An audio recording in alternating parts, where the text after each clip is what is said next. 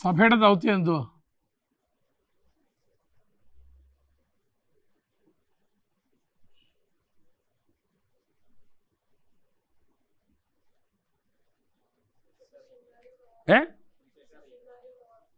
ഒന്ന് ശിഷ്യന്മാരെ ഉളവാക്കണമെങ്കിൽ എന്ത് ചെയ്യണം? Okay, first is evangelism.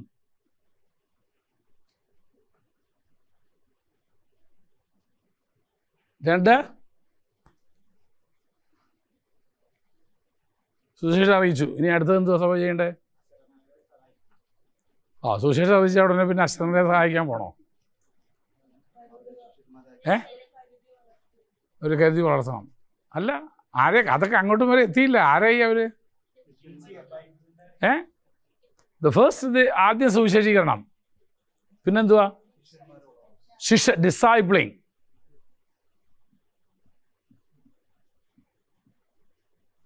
രണ്ട്, ശിഷ്യത്വത്തിലേക്ക് അവരെ വഴി നടത്തണം. ഇതിനകത്താണ് സ്നാനവും പഠിപ്പിക്കലും ഒക്കെ വരുന്നത്. മൂന്നാമത്തത്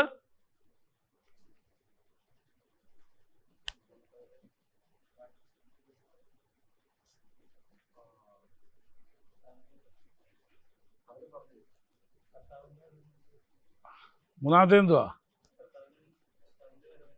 അത് ഡിസൈപ്പിളിൻ്റെ ഇതിനകത്തേക്ക് വന്നു. പിന്നെ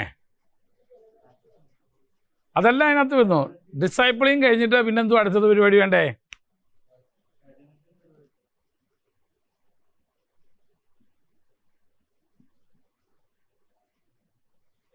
കെയറിങ് ആണ്. അവരെ എന്ത് ചെയ്യണം? നമ്മൾ പരിപാലനിക്കേണ്ട ഒരു ചുമതലയുണ്ട്. അല്ലെങ്കിൽ ഇവിടെ വരും പാസ്റ്ററിങ്. പക്ഷെ ഏറ്റവും നല്ലത് കെയറിങ് എന്നുള്ള പദമാണ്. അതുകൊണ്ടാണ് പറഞ്ഞത്, നീ എൻ്റെ കുഞ്ഞാടുകളെ മേയ്ക്കുക, എൻ്റെ ആടുകളെ നീ എന്ത് ചെയ്യുക. അപ്പം കെയറിങ് എന്നുള്ളത് സഭയുടെ അടുത്ത ദൗത്യമാണ്. അതുകൊണ്ട് അപ്പോസ്തലനായ പൗലോസ് പ്രസംഗിച്ചിടത്തൊക്കെ എന്ത് ചെയ്തു? അവരെ കെയർ ചെയ്യാനായിട്ട് ആരെ ആക്കി വെച്ചിട്ടാണ് പോണേ? അവർ ഇടയന്മാരെ അല്ലെങ്കിൽ മൂപ്പന്മാരെ ആക്കി. It's A duty of the church. സഭയുടെ ചുമതലയാ. അടുത്തത് എന്തോ സഭയുടെ ചുമതല? സെൻഡിങ് ആണ്.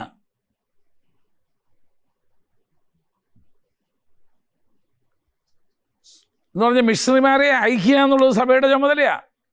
ഞാൻ പൗലോസിനെയും ബർന്നബാസിനെയും വിളിച്ചിരിക്കുന്ന വേലയ്ക്കായിട്ട് അവരെന്ത് ചെയ്യുക? അയക്കുക. റോമാലേഖനത്തിൽ പറയുന്നു, ഒരുവൻ അയച്ചില്ലെങ്കിൽ എങ്ങനെ പോവും? പോകാതെ എങ്ങനെ പ്രസംഗിക്കാതെ എങ്ങനെ കേൾക്കാതെ എങ്ങനെ വിശ്വസിക്കാതെ എങ്ങനെ കർത്താവിലേക്ക് കടന്നു വരും? So it's the duty of the church to send the missionaries. സഭയുടെ ചുമതലയാണ് എന്ത് ചെയ്യുക എന്നുള്ളത്? മിഷണറിമാരെ അയക്കുക എന്നുള്ളത്. അടുത്തത് അല്ല, അയക്കുന്ന കൂട്ടത്തിൽ അതെല്ലാം പെടും. ചുമ്മാ അയച്ചാൽ മാത്രം പൊക്കോടാന്ന് പറഞ്ഞ് അയക്കുകയല്ല. അടുത്തത് എന്നാന്നറിയാമോ?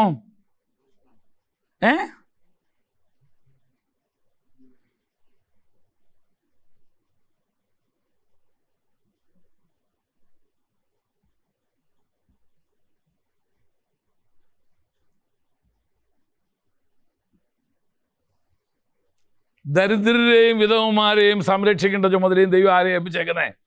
സഭയെ ഏൽപ്പിച്ചേക്കുന്നേ.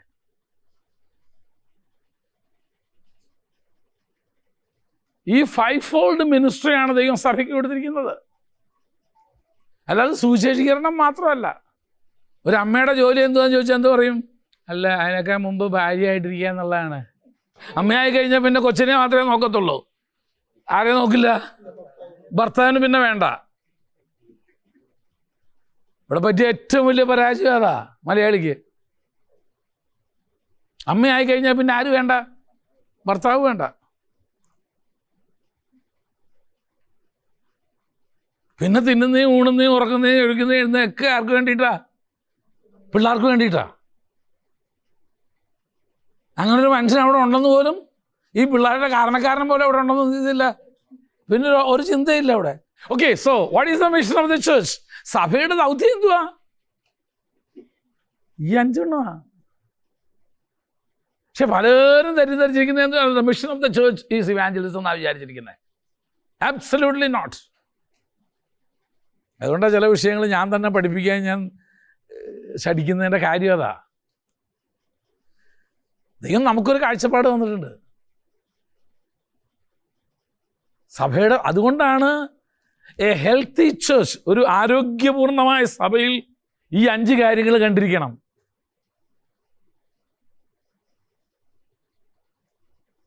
കൊച്ചുങ്ങളെ മാത്രം വളർത്തിയാൽ എന്തെന്നറിയാമോ?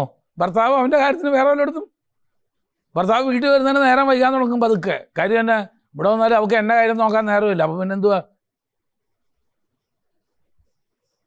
പിന്നെന്തുവാ എൻ്റെ കാര്യം നോക്കുന്നത് എവിടെയാണെന്ന് വെച്ചാൽ, ചില ആളുകൾ ഒത്തിരി സമയം വിസിറ്റിങ്ങിന് ചെലവഴിക്കുന്നതിൻ്റെ കാര്യം തന്നെ അവരെ കെയർ ചെയ്യുന്ന വീടുകളിൽ എവിടെ പോയിരിക്കും.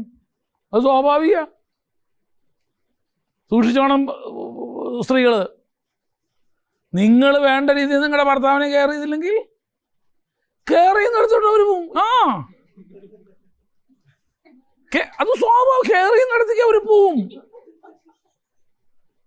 അതിനാരും വിഷമിച്ചിട്ട് കാര്യമില്ല. കാരണം നിനക്ക് കെയർ ചെയ്യാൻ എന്തില്ല, നേരമില്ല. അപ്പോൾ രാത്രി 9 മണി 10 മണിയൊക്കെ ആവും. പിന്നെ വരിക, കുളിക്കുക, എനിക്കൊന്നും വേണ്ട, കിടന്നുറങ്ങുക. കാര്യം എന്നാ? She doesn't have. ഭർത്താവിനെ നോക്കാനായിട്ട് എന്തില്ല, അവൾക്ക് സമയമില്ല. ദ ഹെൽത്തി ചേർച്ച്, ആരോഗ്യവാനായ സഭയ്ക്ക് ഇവാഞ്ചലിസം ഉണ്ട്, സുവിശേഷീകരണമുണ്ട്. പോണം. വിശ്വാസികളെയും കൊണ്ട്, ചെറുപ്പക്കാരെയും കൊണ്ട് ട്രാക്ട് വിതരണം ചെയ്യാനോ ബസ് സ്റ്റാൻഡ് വൃത്തിയാക്കാനോ, ഡൂ സംതിങ്. 2, വിശ്വാസികളായി മുന്നോട്ട് വന്നവരെ എന്ത് ചെയ്യണം? ശിഷ്യത്വത്തിലേക്ക് വഴി നടത്തണം. അവിടെ എന്ത് ചെയ്യുന്നത്? ഞാൻ നിങ്ങളോട് ഞങ്ങളെ പഠിപ്പിച്ചതൊക്കെയും നിങ്ങൾ എന്ത് ചെയ്യുക? പ്രമാണിപ്പാൻ തക്കവണ്ണം അവരെ ഉപദേശിച്ചുകൊണ്ട് അവരെ എന്ത് ചെയ്യണം? എൻ്റെ ശിഷ്യരാക്കണം. ഡിസൈപ്പിളിംഗ് ആണ് അടുത്തത്. നമ്മൾ ഓടി നടന്നൊരുത്തനെ എന്ത് ചെയ്യും? സഭയെ കയറ്റും. പിന്നെ അവനെ പറഞ്ഞ് അടുത്ത ആളെ പിടിക്കാൻ പോവുക. ഈ പിടിച്ചവനെ നമ്മൾ വചനം പഠിപ്പിച്ചോ? വചനത്തിൽ നിലനിർത്തിയോ? ദൈവത്തിന് എന്തെങ്കിലും അറിയാമന്? ഈ കഴിഞ്ഞ ദിവസം സൗകര്യം എന്നെ കാണാൻ വന്നായിരുന്നു. ധ്യാനപ്പെട്ടാന്നോ ചോദിച്ചപ്പോഴും ഇല്ലയെന്നാ പറഞ്ഞേ. ആള് ധ്യാനപ്പെട്ടാക്കിയാ.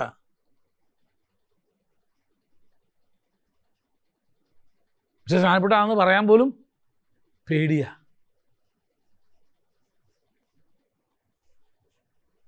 എന്തിനാ സ്നാനപ്പെട്ടെ? അതറിയില്ല. പാസ്റ്റർ പറഞ്ഞു 23-ാം തീയതി സ്നാനമുണ്ട്, സ്നാനപ്പെടാനുള്ളവരൊക്കെ വരാൻ പറഞ്ഞു. ഞാനും വന്നു,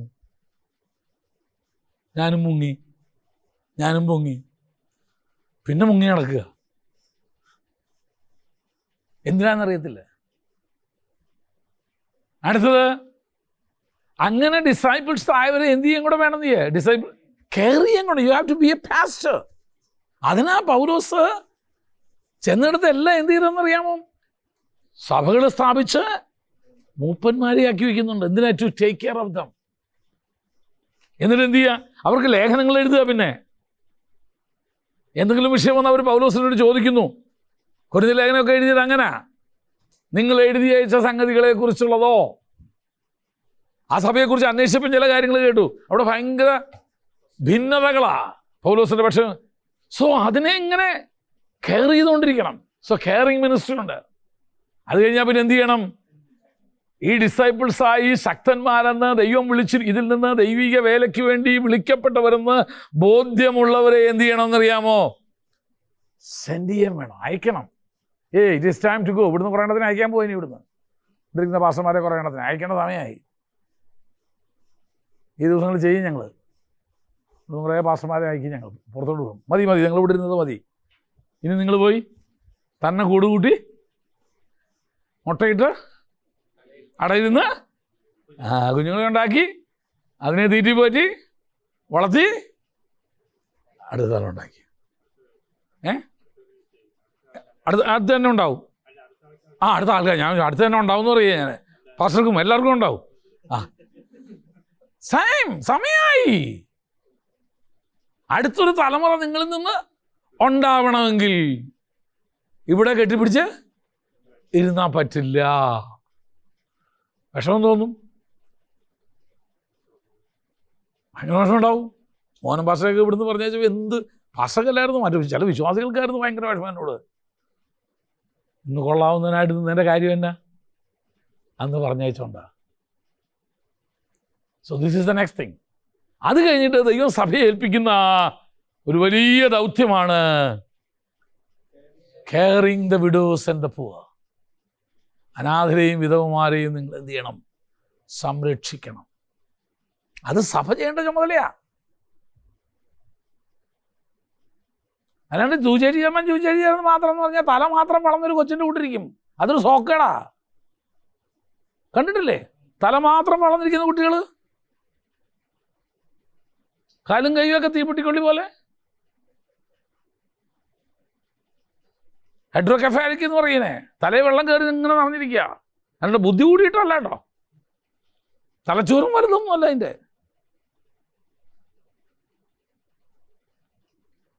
ചിലതിൻ്റെ കാല് മാത്രമാണ് വലുത്, അത് മന്ദ. ശരീരം എങ്ങനെ ഈക്വലി എക്യുപ്ഡ് ആയിരിക്കണം അല്ലേ? യുക്തമായി വളരണമെന്നാണ് പറഞ്ഞേക്കുന്നത്. എവ്രി ഓർഗൻ, ശരീരത്തിൻ്റെ എല്ലാ അവയവങ്ങളും ഒന്നുപോലെ എന്ത് ചെയ്യണം? തത്തുല്യമായി വളരണം. എൻ്റെ ശരീരത്തിനനുസരിച്ചൊരു കാലം എനിക്കുണ്ടായിരിക്കണം. നിങ്ങൾ വിചാരിക്കും എനിക്കിത് കാലിപ്പിടം വരെ ഉള്ളതെന്ന് വെച്ച് കഴിഞ്ഞാലോ ബുദ്ധിമുട്ടാണ്. കാണാൻ നല്ല ചേലായിരിക്കും മറ്റുള്ളവർക്ക്. ഫോട്ടോഷോപ്പിൽ പോയിട്ട് നിങ്ങളുടെ കാലൊന്ന് ചെറുതാക്കിയിട്ട് നോക്കിക്കുക, നിങ്ങളുടെ ആ രൂപം എങ്ങനെയുണ്ടെന്ന് നോക്ക്. ചില സഭകൾ അങ്ങനെ.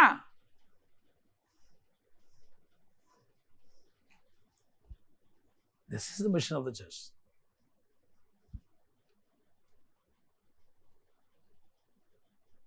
തിരിച്ചിട്ട് വരുമ്പോൾ ഇനി സുവിശേഷീകരണം. ഒത്തിരി വിധത്തിൽ നമുക്ക് സുവിശേഷം പറയാം. ചിലയിടത്ത് ഏറ്റവും നല്ല സുവിശേഷീകരണം ഉണ്ടായിരിക്കുക എന്നുള്ളതാണ്.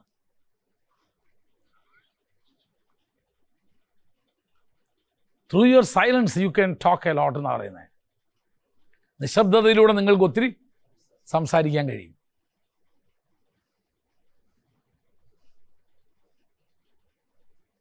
അത് എപ്പോഴും നിശബ്ദമായിട്ടിരുന്നു കഴിഞ്ഞാൽ അത് ഭ്രാന്തിൻ്റെ ലക്ഷണവും കൂടാണ്. അത് ഓർത്തോളൂ. തിരിങ്ങനെ എപ്പോഴും മൗനമായിട്ടിരിക്കുന്നെങ്കിൽ അതൊരു രോഗമാണ്. This is the mission of the church. അപ്പോൾ നിങ്ങൾ അതിൽ ഒരെണ്ണേ പഠിച്ചിട്ടുള്ളൂ. ഇവാഞ്ചലിസം പഠിച്ചു അല്ലേ?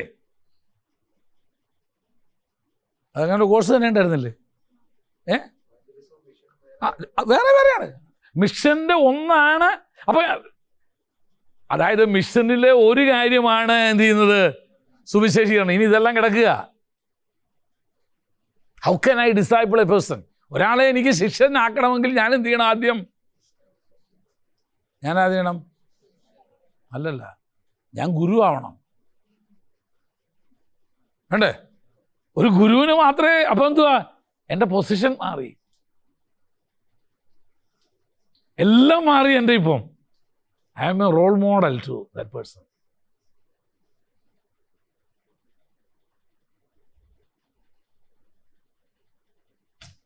അപ്പോൾ ശിഷ്യത്വത്തിലേക്ക് ഒരാളെ നമുക്ക് വഴിയെടുക്കണമെങ്കിൽ എന്ത് ചെയ്യണം?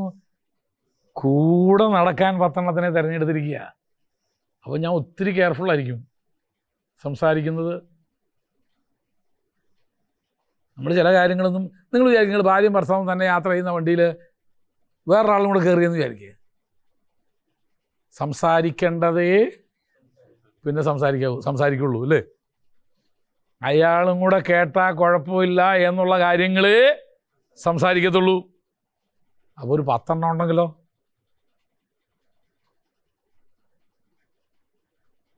ഇത് 11 ഉണ്ട്, 12 ഇവിടെ എന്നെ കൂടാതെ. ഇവിടെ ഫോൺ വന്നാൽ പോലും അപ്പുറത്തുനിന്ന് ഒരാൾ ചൂടായി സംസാരിച്ചാൽ പോലും ഇപ്പുറത്ത് ഞാൻ എന്ത് ചെയ്യത്തില്ല, അതനുസരിച്ച് ചൂടാവില്ല. ഞാൻ വളരെ പിന്നെ സംസാരിക്കാം കേട്ടോ, ഞാൻ ക്ലാസ്സിലാന്ന് പറഞ്ഞ് എന്ത് ചെയ്യും? കട്ട് ചെയ്യും. എന്നാ കാരണം? ഗുരുവാ. 10 എടുത്ത് ഡിസൈപ്പിൾ ചെയ്യണം. ആ ഡിസൈപ്പിളിങ് ചെയ്യുന്നതോടൊപ്പം തന്നെ എന്തും കൂടെ വേണം? It should be a caring. കരുതലോടുകൂടിയ ഡിസൈപ്പിളിങ് ആയിരിക്കണം അത്. അതിനാണ് പാസ്റ്ററിങ് എന്ന് പറയുന്നത്. ഇത് രണ്ടും രണ്ടാ. പാസ്റ്റർഷിപ്പും ഡിസൈപ്പിൾഷിപ്പും രണ്ടും രണ്ടാണ്. ഡിസൈപ്പിൾഷിപ്പിൽ വെട്ടുന്നതുണ്ട് രണ്ട്, ഒരു മൊരടൻ സ്വഭാവമൊക്കെ ചിലപ്പോൾ എടുത്തുനിന്നിരിക്കും. പക്ഷെ പാസ്റ്റർഷിപ്പിൽ അത് പറ്റത്തില്ല. പാസ്റ്റർഷിപ്പിൽ ഇഷ്ടമില്ലാത്തടത്തും ചെന്ന് ചിലപ്പോൾ എന്ത് ചെയ്യേണ്ടി വരും? നിൽക്കേണ്ടി വരും, ഇരിക്കേണ്ടി വരും, ചിരിച്ചുകൊണ്ട് തന്നെ ഇരിക്കേണ്ടി വരും.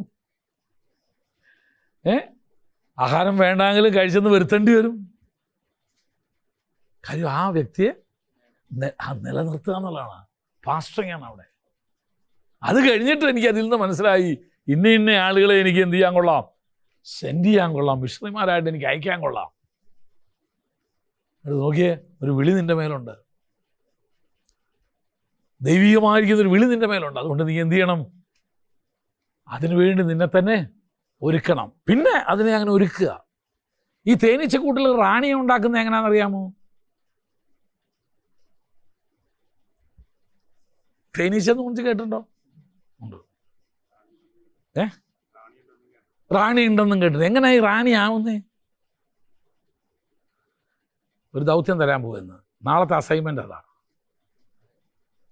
ഗൂഗിൾ ചെയ്തിട്ടോ തേനീച്ച വളർത്തുന്നവരോടോ ഒന്നും അല്ലെങ്കിൽ തേനീച്ചയോടെങ്കിലും ചോദിക്കുക, എങ്ങനെയാണ് നിങ്ങളുടെ ഇടയിൽ നിന്നൊരു റാണി ഉണ്ടാവുന്നതെന്ന് ചോദിക്കുക.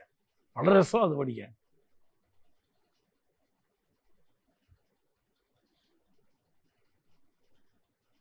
നമ്മളൊന്നും ചിന്തിച്ചിട്ടില്ലല്ലേ? തേനീച്ച വളർത്തിയിട്ടുണ്ടോ? ഇല്ല. തേൻ കഴിച്ചിട്ടുണ്ടോ? ഓ. ഇതെവിടുന്നാണ് കിടുന്നതെന്നറിയാമോ? ഓ, അതറിയാം. തേനീച്ചക്കൂട്ടിൽ ആരൊക്കെയാണ് ഉള്ളതെന്നറിയാമോ? പഠിച്ചിട്ടില്ലേ സ്കൂളിൽ? ഇതിനെ തേനീച്ചയെക്കുറിച്ച് പഠിച്ചിട്ടില്ലേ? അന്ന് പോയില്ലായിരുന്നല്ലേ? തേനീച്ച, ഉറുമ്പൊക്കെ സ്കൂളിൽ പഠിപ്പിക്കുന്ന 2-3 ജീവികളാണ്. എങ്ങനെ റാണി ഉണ്ടാവുന്നതെന്ന് അതിനകത്ത് പഠിക്കണം. ഗൂഗിൾ ചെയ്താൽ പറഞ്ഞുതരും. മുമ്പർക്ക് അറിയാമല്ലോ, മുമ്പർക്ക് അറിയാത്തവരൊന്നുമില്ല. എങ്ങനെ ഉണ്ടാവുന്നതെന്ന് പഠിക്കണം. വളരെ രസമാണ്. അത് മുട്ടയുടെ ഡിഫറൻസ് അല്ല, ഭക്ഷണത്തിൻ്റെ ഡിഫറൻസാണ്. അതിന് കൊടുക്കുന്ന ആഹാരത്തിൻ്റെ വ്യത്യാസമാണ്. നോക്കിയാൽ മതി, വിശദമായിട്ട് നിങ്ങൾ അതിനകത്ത് പഠിക്കാൻ പറ്റും. അല്ലാണ്ട് ഈ മുട്ടയിൽ കുറേ എണ്ണം അങ്ങ് റാണിയായി പോവും, കുറേ അങ്ങ് വേലക്കാരാകുകയും ചെയ്യല്ലോ. ഒറ്റ റാണിയെ കാണത്തുള്ളൂ. 2 ഉടനെ സഭ പൊട്ടും. ഉറപ്പാ. ഒരു തേനീച്ചക്കൂട്ടിൽ 2 റാണി വന്നാ സഭ പൊട്ടും. സഭയിലൊക്കെ ഇതിൽ നിന്ന് ഒരു ഗ്രൂപ്പ് ഒരു റാണിയുടെ കൂടെ അങ്ങ് പോവും. അങ്ങനെ അത് പ്രകൃതിയുടെ നിയമമാണ്. പോട്ടെ, അത്രയും പറഞ്ഞ് വിടുക. ബാക്കി ഞാൻ പാസ്റ്ററേലി എടുക്കുമ്പോൾ പഠിപ്പിച്ചുതരാം. ഇടയ ശുശ്രൂഷയ്ക്ക് വേണ്ടി മാത്രം വിളിക്കപ്പെട്ടവർക്കൊരു ക്ലാസ് ഉണ്ട് എൻ്റെ. അത് അവസാനം എടുക്കത്തുള്ളൂ. ഇടയ ശുശ്രൂഷയ്ക്ക് വേണ്ടി മാത്രം വിളിക്കപ്പെട്ട, അല്ലെങ്കിൽ ഒരു ഇടയൻ്റെ ഭാര്യ ആയിരിക്കാൻ വേണ്ടി വിളിക്കപ്പെട്ടവർക്ക് വേണ്ടി മാത്രം ഞാനൊരു ക്ലാസ് എടുക്കും. അവിടെ വരും ഇതിൻ്റെ കുറേ കാര്യങ്ങളൊക്കെ. ശരി, അത് കഴിഞ്ഞിട്ട് കർത്താവ് ഒരു കാര്യം കൂടെ പറഞ്ഞിരിക്കുന്നു. You have to care the widows and the poor. പൗലോസിനെ സുവിശേഷ വേലയ്ക്ക് അയക്കാൻ നേരത്ത് പ്രത്യേകം പറഞ്ഞിരിക്കുന്നൊരു കാര്യമുണ്ട്, ദരിദ്രന്മാരെ ഓർത്തോളണം. പൗലോസിനോട് പ്രത്യേകം പറഞ്ഞൊരു കാര്യമാണ്. പൗലോസ് വേറൊന്നും ഞങ്ങൾക്ക് പറയാനില്ല, ദരിദ്രന്മാരെ നീ എന്ത് ചെയ്യണം. എൻ്റെ പൗലോസ് പറയുന്നു, ഈ നിമിഷം വരെ ഞാനത് എന്ത് ചെയ്തിരിക്കുന്നു? ചെയ്തിരിക്കുന്നു. ഈ നിമിഷം വരെ ഞാൻ ആ കാര്യത്തിൽ എന്ത് ചെയ്യുന്നുണ്ട്? എൻ്റെ ഒരു കൈക്ക് ലഭിക്കുന്നതിൻ്റെ ഒരു ഭാഗം ദരിദ്രന്മാർക്കും വിധവമാർക്കും വേണ്ടിയുള്ളതാണ്. So this is the main. അപ്പം ഞാനൊരു കാര്യം ചോദിക്കട്ടെ, നിങ്ങൾ പോകുന്ന സഭയിൽ ഇത്രയും കാര്യങ്ങളില്ലെങ്കിൽ അതെന്തല്ല?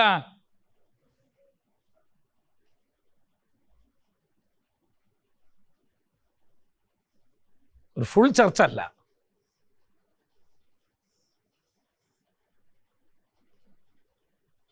കാര്യം ഇതൊന്നും അവിടെ ഇല്ല, ബാക്കിയൊന്നുമില്ല. ചിലതിൽ 5-ൽ 2 ഉണ്ടായിരിക്കും, 3 കാണും, 4 കാണും. ഈ 5 വേണം. So that's the mission of the church. അതാ ദൈവം സഭയെ ഏൽപ്പിച്ചേക്കുന്ന ദൗത്യം. ഇതിനൊക്കെ എങ്ങനെയൊക്കെയാണ് ചെയ്യേണ്ടത് എന്നുള്ളതിൻ്റെ വിശദീകരണം ഇനി ഉണ്ട് കേട്ടോ. ഇവാഞ്ചലിസം ഏതെല്ലാം വിധത്തിൽ ചെയ്യാം ഞാൻ പറഞ്ഞല്ലോ. Even through silence you can. നിശബ്ദതയിലൂടെ നിനക്ക് സുവിശേഷീകരണം നടത്താൻ പറ്റുന്ന ചില സ്ഥലങ്ങളുണ്ട്. അവിടെ നിൻ്റെ പ്രസൻസ് മാത്രം മതി. സുവിശേഷീകരണത്തിൽ 6 സ്റ്റെപ്പുണ്ട്. അത് നിങ്ങൾ പഠിച്ച് കാണും വേണമെങ്കിൽ, ഇല്ലയോ? സുവിശേഷീകരണം പഠിച്ചില്ലേ? എവിടെ പഠിച്ചേക്കണം? ആര് അത് പഠിപ്പിച്ചില്ല? അതായിരിക്കും കുറച്ചുകൂടെ നല്ല ചോദ്യം.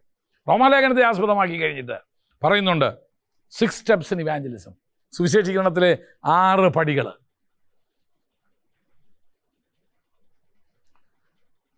അത് അവിടെ വരുമ്പോൾ അത് സുവിശേഷകന്മാർക്ക് വേണ്ടി മാത്രം ഞാൻ പറഞ്ഞുതരാം. ശരി, ഞാൻ ഈ ഭാഗം വിട്ടിട്ട് എൻ്റെ വിഷയത്തിലേക്ക് വരിക. നമ്മൾ ഇപ്പോൾ പഠിച്ചുകൊണ്ടിരിക്കുന്നത് എന്തുവാ? മോശ എസ് എ ലീഡർ, നായകനായ മോശയുടെ ജീവിതത്തിലെ ഗുണഗണങ്ങളാണ് നമ്മൾ പഠിച്ചുകൊണ്ടിരിക്കുന്നത്. എസ് എ ലീഡർ എന്നുള്ള രീതിയിൽ അവനിൽ നമുക്ക് കാണാവുന്ന ഒത്തിരി ബലഹീനതകളൊക്കെ ഉണ്ടെങ്കിലും നമുക്ക് അവനിൽ കാണാവുന്ന ഒത്തിരി നല്ല ഗുണങ്ങളുണ്ട്. എന്തുകൊണ്ടാണ് മോശയെ ഞാൻ എടുത്തതെന്ന് ഞാൻ പറഞ്ഞു. എന്താ അതിൻ്റെ കാരണം? 852 പ്രാവശ്യം മോശയുടെ പേര് പരാമർശിക്കപ്പെട്ടിട്ടുണ്ട്. നമ്മൾ ഇതുവരെ കണ്ടത് ഏതൊക്കെയാണ് ഗുണങ്ങൾ? വായിച്ചേ, വളരെ പെട്ടെന്ന് പറ. എ മാൻ ഓഫ് ഫെയ്ത്ത്, വിശ്വാസത്തിൻ്റെ ഒരു മനുഷ്യൻ. മോശ ചെയ്ത എല്ലാ കാര്യങ്ങളിലേക്കും നിങ്ങൾ നോക്കിയേ. Without faith you cannot do that. വിശ്വാസമില്ലെങ്കിൽ അത് ചെയ്യത്തില്ല, നമ്മളാരും ചെയ്യത്തില്ല. രണ്ടാമത് നമ്മൾ കണ്ടു, he was a man of meekness, സൗമ്യനായൊരു മനുഷ്യനായിരുന്നു അവന്. മൂന്നാമത്തത്, he was faithful in the house of God. ദൈവിക കാര്യങ്ങളിൽ മോശ വിശ്വസ്തനായിരുന്നു. മോശയുടെ വിശ്വസ്തതയെക്കുറിച്ച് നിങ്ങൾ കാണണമെങ്കിൽ സമാഗമന കൂടാരത്തിൻ്റെ പണി നിങ്ങൾ നോക്കിയാൽ അറിയാം. യഹോവ തന്നോട് കൽപ്പിച്ചതുപോലെ തന്നെ അവൻ ചെയ്തു എന്ന് ആവർത്തിച്ച് നിങ്ങൾക്ക് കാണാനായിട്ട് കഴിയും. As God showed him, ദൈവം അവനെ കാണിച്ചു കൊടുത്ത പോലെ എന്നുള്ളത് ദാറ്റ്സ് ദ ഫെയ്ത്ത്ഫുൾനെസ്. അതാ വിശ്വസ്തത എന്ന് പറയുന്നത്. വിശ്വസ്തത എന്ന് പറയുന്നത് ഒന്നും കുറയ്ക്കാനും പാടില്ല, ഒന്നും കൂട്ടാനും പാടില്ല. വിശ്വസ്തതയിൽ അത് രണ്ടുമുണ്ട്. നാലാമത്തത്, he loved his people. തൻ്റെ ജനത്തെ അവൻ എന്ത് ചെയ്തെന്നറിയാമോ? പ്രാണതുല്യം സ്നേഹിച്ചെന്നുള്ളതാണ്. ദൈവഭയമുള്ളൊരു മനുഷ്യനായിരുന്നു മോശ. ദൈവത്തെ പേടിയല്ല, ദൈവത്തോട് റെവറൻസ്, ഭയഭക്തിയുള്ളൊരു മനുഷ്യനായിരുന്നു. അടുത്തത്, ജനത്തെ സ്നേഹിച്ചു. പിന്നത്തത്, അവൻ മധ്യസ്ഥതയാണെങ്കിൽ തൻ്റെ ജനത്തിന് എന്തെങ്കിലും സംഭവിക്കുന്നു എന്ന് കേൾക്കുമ്പോൾ അതിന് ഇടിവിൽ നിന്ന് ദൈവത്തോട് അഭയാചന കഴിക്കുന്ന ഒരു മനുഷ്യനായിരുന്നു. അടുത്തത്, ഫോർഗിവിങ് സ്പിരിറ്റ്സ്. സ്വന്തം പെങ്ങളും സഹോദരനും അവനെതിരെ അപവാദം പറഞ്ഞുണ്ടാക്കി ഒരു വലിയ പ്രതിസന്ധി അവൻ്റെ ജീവിതത്തിൽ ഉണ്ടാക്കിയപ്പോൾ, അവൾക്കൊരു അനർത്ഥം വന്നു എന്ന് കണ്ടപ്പോൾ മോശ ദൈവത്തോട് പറയും, ദൈവമേ അങ്ങനെ ചെയ്യല്ലേ, നീ ഒരു ചാപ്പിള്ളയെ പോലെ ഇവളിങ്ങനെ ആയിത്തരല്ലോ, എങ്ങനെ എനിക്ക് സഹിക്കാനായിട്ട് വെക്കും? ഹി വാസ് ഫൊർഗീവിങ്, ക്ഷമിക്കുന്ന ഒരു മനുഷ്യൻ. അടുത്തത്, ഹെൽപ്പിംഗ് നേച്ചറായിരുന്നു. അത് സ്വന്തം സഹോദരന്മാരെ മാത്രമല്ല, മിദ്യാൻ ദേശത്ത് നിന്ന് അവിടെ പുരോഹിതൻ്റെ മക്കളെ ആളുകൾ ചൂഷണം ചെയ്തത് കണ്ടപ്പോൾ ഉടനെ ചാടി ഇറങ്ങി എന്ത് ചെയ്യുന്നുണ്ട്? അവരെ സഹായിക്കുന്നുണ്ട്. He's a helping nature by birth. ജന്മന അവൻ അങ്ങനത്തെ ഒരുത്തനാ, സഹായിക്കുന്ന ഒരു മനുഷ്യനാണ്. പിന്നെ അടുത്തത്, വളരെ ഷ്രൂഡാണ് അവൻ ചെയ്യുന്ന കാര്യത്തിൽ. കുശാഗ്ര ബുദ്ധിയുള്ളവനാ, കൗശല ബുദ്ധി അല്ല കേട്ടോ, കുശാഗ്ര ബുദ്ധി. അതിന് തെളിവെന്തോ പറഞ്ഞേ? മിസ്രൈമിനെ അടിക്കാൻ നേരത്ത് അവൻ എന്ത് ചെയ്യുന്നുണ്ട്? അങ്ങോട്ടും ഇങ്ങോട്ടും നോക്കുന്നുണ്ട്. എടാ, ആരെങ്കിലും ഉണ്ടോ ഇവിടെ? പക്ഷെ അവസാനം അവന് ശത്രുവായി തീർന്ന ആരാന്നറിയാമോ? ഇവൻ ആരെ രക്ഷിച്ചോ അവൻ തന്നെ ഇവന് പാറയായിട്ട് മാറി. ഓർത്തോണം, ദൂത, നീ ആരെ രക്ഷിച്ചോ അവൻ തന്നെ. അല്ലേ അന്ന് അവൻ അടികൊണ്ട് ചാമണ്ടോണാ മറ്റവൻ്റെ. ചാടി ഇറങ്ങി സ്വന്തം ജീവനെ പോലും പണയം വെച്ച് ഇറങ്ങി എന്ത് ചെയ്തു? ശത്രുവിൻ്റെ കയ്യിൽ നിന്ന് വിടുവിച്ചു എന്ന് മാത്രം അവനെ നിഗ്രഹിച്ചിട്ടാണ് വിടുവിച്ചു. അല്ലെങ്കിൽ നാളെ വന്ന് പിന്നെയും കിട്ടുവേ. അതുകൊണ്ട് അവനെ ഇല്ലായ്മ ചെയ്തിട്ട് അവനെ വിടുവിച്ച് ഇവനിത് നാട്ടു മുഴുവൻ എന്ത് ചെയ്തെന്നറിയാമോ? പാട്ടാക്കി. അതും കൂടെ ഓർത്ത് വെച്ച് വേണം ചിലരെയൊക്കെ സഹായിക്കാനായിട്ട്. അത്രയും പറഞ്ഞ് അങ്ങനെ അങ്ങ് വിടുക. അവിടെ ഇതൊക്കെ ഉണ്ടാവുന്നു. ഇതൊക്കെ നമ്മുടെ ഒരു ഭാഗമാണ്. എങ്കിലും നന്മ ചെയ്യുന്നതിൽ എന്ത് ചെയ്യരുത്? മടുത്തു പോകരുത്. ഒക്കെ ഉണ്ടാവും. എത്ര പേര് കളിപ്പിക്കുന്നറിയാം? എത്ര പേര്?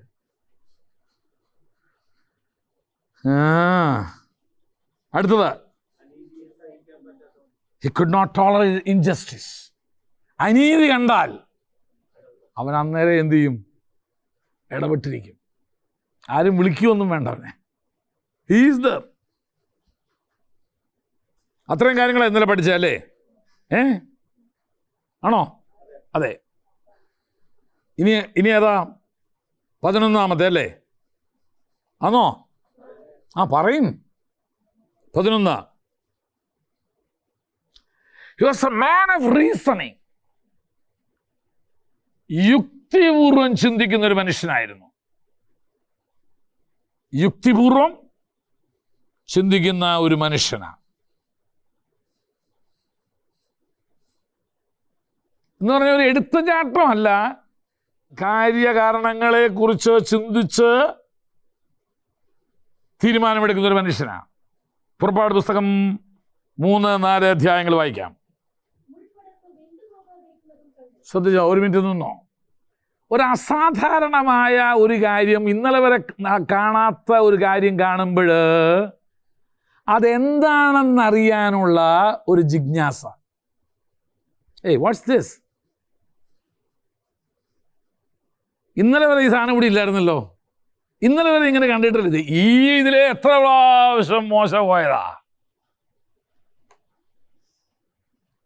അപ്പൊ അതിനെ വ്യത്യസ്തമായിട്ട് ഒരു കാര്യം ഇപ്പോഴെന്ത് ചെയ്യുന്നൂടെ? അപ്പോഴെന്തുവാ? അതിനെ ഇഗ്നോർ ചെയ്യരുത്. അസാധാരണമായ എന്തെങ്കിലും ആരിലെങ്കിലും കാണുന്നെങ്കിൽ അതിനെ എന്ത് ചെയ്യരുത്? അവഗണിക്കരുത്. അത് വിശ്വാസിയുടെ ജീവിതത്തിലായാലും, ഭാര്യയുടെ ജീവിതത്തിലായാലും, ഭർത്താവിൻ്റെ ജീവിതത്തിലായാലും, മക്കളുടെ ജീവിതത്തിലായാലും, സഭയിലായാലും, ശുശ്രൂഷകന്റെ ജീവിതത്തിലായാലും, ആരുടെ ജീവിതത്തിലായാലും അസാധാരണമായ ഒരു ബിഹേവിയർ അല്ലെങ്കിൽ അസാധാരണമായ ഒരു കാര്യം കാണുന്നെങ്കിൽ നെവർ ഇഗ്നോർ, അവഗണിക്കരുത്. അതുകൊണ്ടല്ലേ ഇന്നലെ വരെ താടി വയ്ക്കാത്തവന്ന് താടി വയ്ക്കുമ്പോൾ എന്തു പറ്റി, എന്നാ? വേറെ പുസ്തകത്തിൽ ഞാൻ 1-2 ഉദാഹരണം എടുക്കാം. ആരെങ്കിലും ഓർമ്മ വരുന്നുണ്ടോ? അസാധാരണമായിട്ട് നമ്മൾ പഠിച്ചതാ. നെഹമ്യാവ് രാജസന്നിധി ചെന്നപ്പോൾ പതിവിന് വ്യത്യസ്തമായിട്ട് അവൻ്റെ മുഖം വാടിയിരിക്കുന്നു. അതിന് വ്യത്യസ്തമായിട്ട് സന്തോഷം കണ്ടാലും ചോദിച്ചോളും, എന്നാ വലിയ സന്തോഷത്തിലാണല്ലോ, ഒരു വലിയ ഉള്ള കണ്ട് കിട്ടിയതിനെ പോലെ ഉണ്ടല്ലോ. സന്തോഷമായാലും ചോദിച്ചോണം കേട്ടോ, എന്തുവാ ഇന്ന് ഇത്ര വലിയ സന്തോഷം? ആരെങ്കിലും കണ്ടോ? അത്രയും പറഞ്ഞതങ്ങ് വിടുക. അസാധാരണമായ ഒന്ന് കാണുമ്പോൾ അതെന്തുകൊണ്ടാണ്, അതെന്താണ് എന്നറിയാനുള്ളൊരു ജിജ്ഞാസ. നോക്കിക്കേ, അതവിടെ വായിച്ചല്ലേ? അതായത് ഇവൻ എന്തുവാ കാണുന്നത്? ഇപ്പം ഒരു മുൾപ്പടർപ്പ് തീ കൊണ്ട് കത്തുന്നു, പക്ഷെ വെന്തു പോകുന്നില്ല. What is this? ഇതെന്നാ ഇത്? അതെന്തെന്ന് കാണാനായിട്ട് വായിച്ചോ. അവനതിനെ നോക്കി. കാണുന്നതും നോക്കുന്നതും രണ്ടും രണ്ടാ.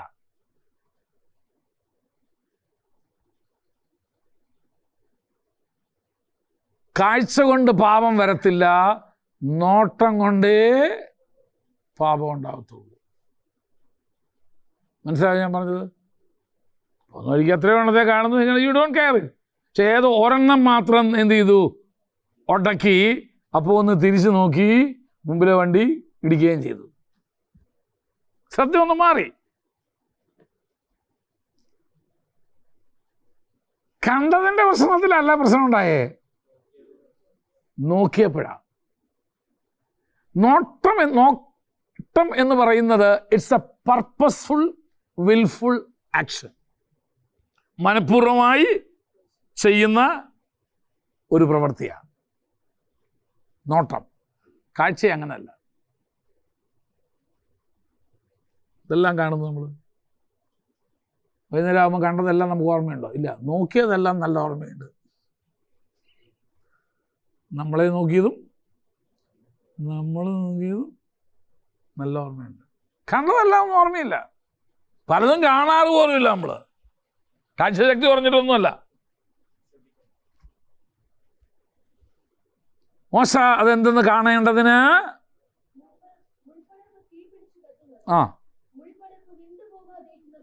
കണ്ടു. ഈ വലിയ കാഴ്ച എന്തെന്ന് ഞാൻ ചെന്ന് നോക്കട്ടെ എന്ന് പറഞ്ഞു.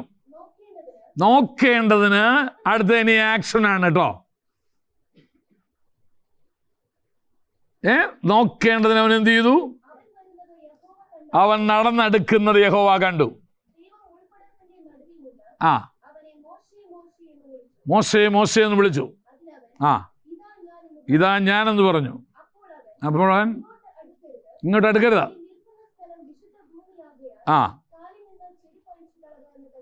വായിച്ചോ.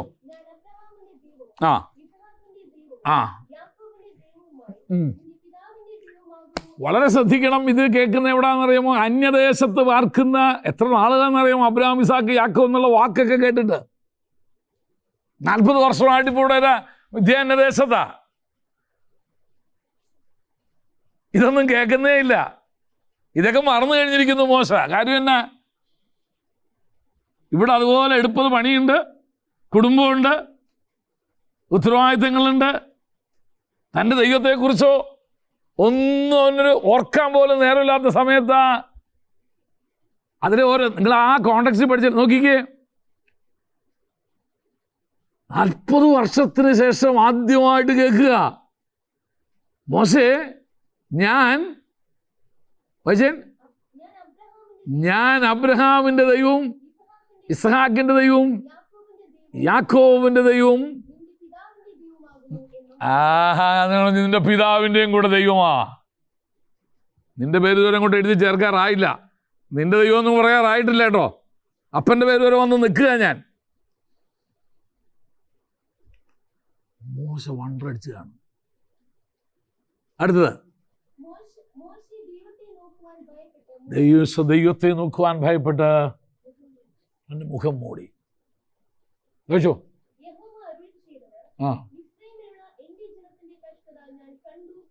നോക്കുക, ദൈവം ഇനി അവനോട് മിസ്രയീമിലുള്ള, നീ മിദ്യാനില്ല, ഇപ്പം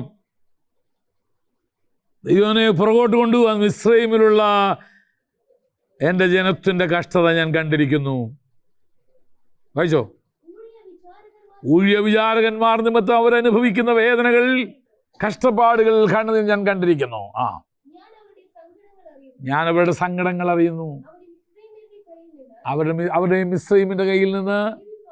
മോശയ്ക്ക് പെട്ടെന്ന് ഓർമ്മ വന്നു. താൻ ഒരിക്കൽ മിസ്രയീമിൻ്റെ കയ്യിൽ നിന്ന് ഒരുവനെ വിടുവിച്ച്. നോക്കിക്കേ, ആ ടേം ഉപയോഗിക്കുന്ന പദങ്ങൾ കണ്ടോ?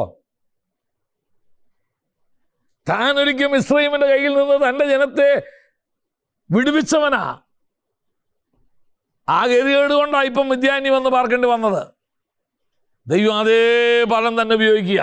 ഞാനിപ്പോൾ ഇറങ്ങി വന്നിരിക്കുന്നത് എൻ്റെ ജനത്തെ മിസ്രയീമിൻ്റെ കയ്യിൽ നിന്ന് വിടുവിക്കാനാ. ആ ദേശത്ത് നിന്ന് ഞാൻ നിങ്ങളെ നല്ലതും വിശാലവുമായൊരു ദേശത്തേക്ക്, പാലും തേനും ഒഴുകുന്ന ദേശത്തേക്ക്, കനാന്യർ, ഹിത്യർ, പെരിസ്യർ, യെബൂസ്യർ, അമോര്യർ, ഗിർഗസ്യർ എന്നീ സ്ഥലത്തേക്ക് ഞാൻ നിങ്ങളെ കൊണ്ടുപോകാൻ പോവുക. വായിച്ചോ. ഇസ്രായേൽ മക്കളുടെ നിലവിളിയും എൻ്റെ ചെവിയിലെത്തിയിരിക്കുന്നു. അവരെ ഞെരുക്കം ഞാൻ കണ്ടിരിക്കുന്നു. ആകെ മോശേ വാ, നീ എൻ്റെ ജനമായ ഇസ്രായേലിനെ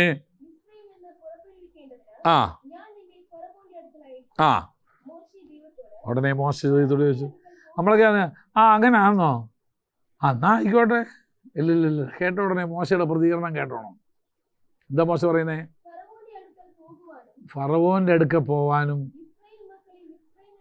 ഇസ്രയേൽ മക്കളെ മിസ്രൈമിൽ നിന്ന് പുറപ്പെടുവിക്കാനും ഞാൻ എന്തുവാ? കാരണം മിസ്രൈമിൻ്റെ ശക്തിബലം എന്നാണെന്ന് കൊട്ടാരത്തിൽ വളർന്ന മോശയ്ക്ക് നല്ലപോലെ അറിയാം. മിസ്രൈമരുടെ ശക്തി എന്തുവാന്നും അവർക്ക് എന്നാ കഴിയുമെന്നും അവരുടെ ഇരുമ്പുരഥത്തിൻ്റെ എണ്ണവും അവരുടെ കുതിരകളുടെ ശക്തിയും മോശയ്ക്ക് ചൊവ്വേ അറിയാവുന്നത് കൊണ്ട് മോശ ദൈവത്തോട് ചോദിക്കുന്നത്, മോശേ, ദൈവമേ, how can I do it? It's not easy. ഞാനൊന്ന് പരിശ്രമിച്ചതാ, അന്ന് അവിടുന്ന് അതിൻ്റെ ഫലമാണ് ഇപ്പം ഞാനിവിടെ ഇങ്ങനെ ബാ പാടിക്കൊണ്ട് നടക്കേണ്ടി വരുന്നത്, ആട്ടിനെ തിരിഞ്ഞ് നടക്കേണ്ടി വരുന്നത്. അതുകൊണ്ട് he is reasoning with God. ദൈവമായിട്ട് കാര്യകാരണ സഹിതമായിട്ട് ബുദ്ധിയോട് മോശ സംസാരിക്കുക. വായിച്ചു വന്നിട്ട് ദൈവം പറഞ്ഞു, മോശേ, ഞാൻ നിന്റെ കൂടെ ഇരിക്കാം. നീ ജനത്തെ മിസ്രൈമിൽ നിന്ന് കൂട്ടിക്കൊണ്ടുവരുമ്പോൾ നിങ്ങൾ ഈ പർവ്വതത്തിൽ എന്നെ ആരാധിക്കുമെന്നുള്ളത് അതിൻ്റെ ഒരു അടയാളമായിരിക്കും. വായിച്ചോ. വളരെ മോശ പറഞ്ഞു, എന്നൊക്കെ ദൈവമേ, ഇസ്രായേൽ മക്കളുടെ അടുക്കൽ ചെന്ന് നിങ്ങളുടെ പിതാക്കന്മാരുടെ ദൈവം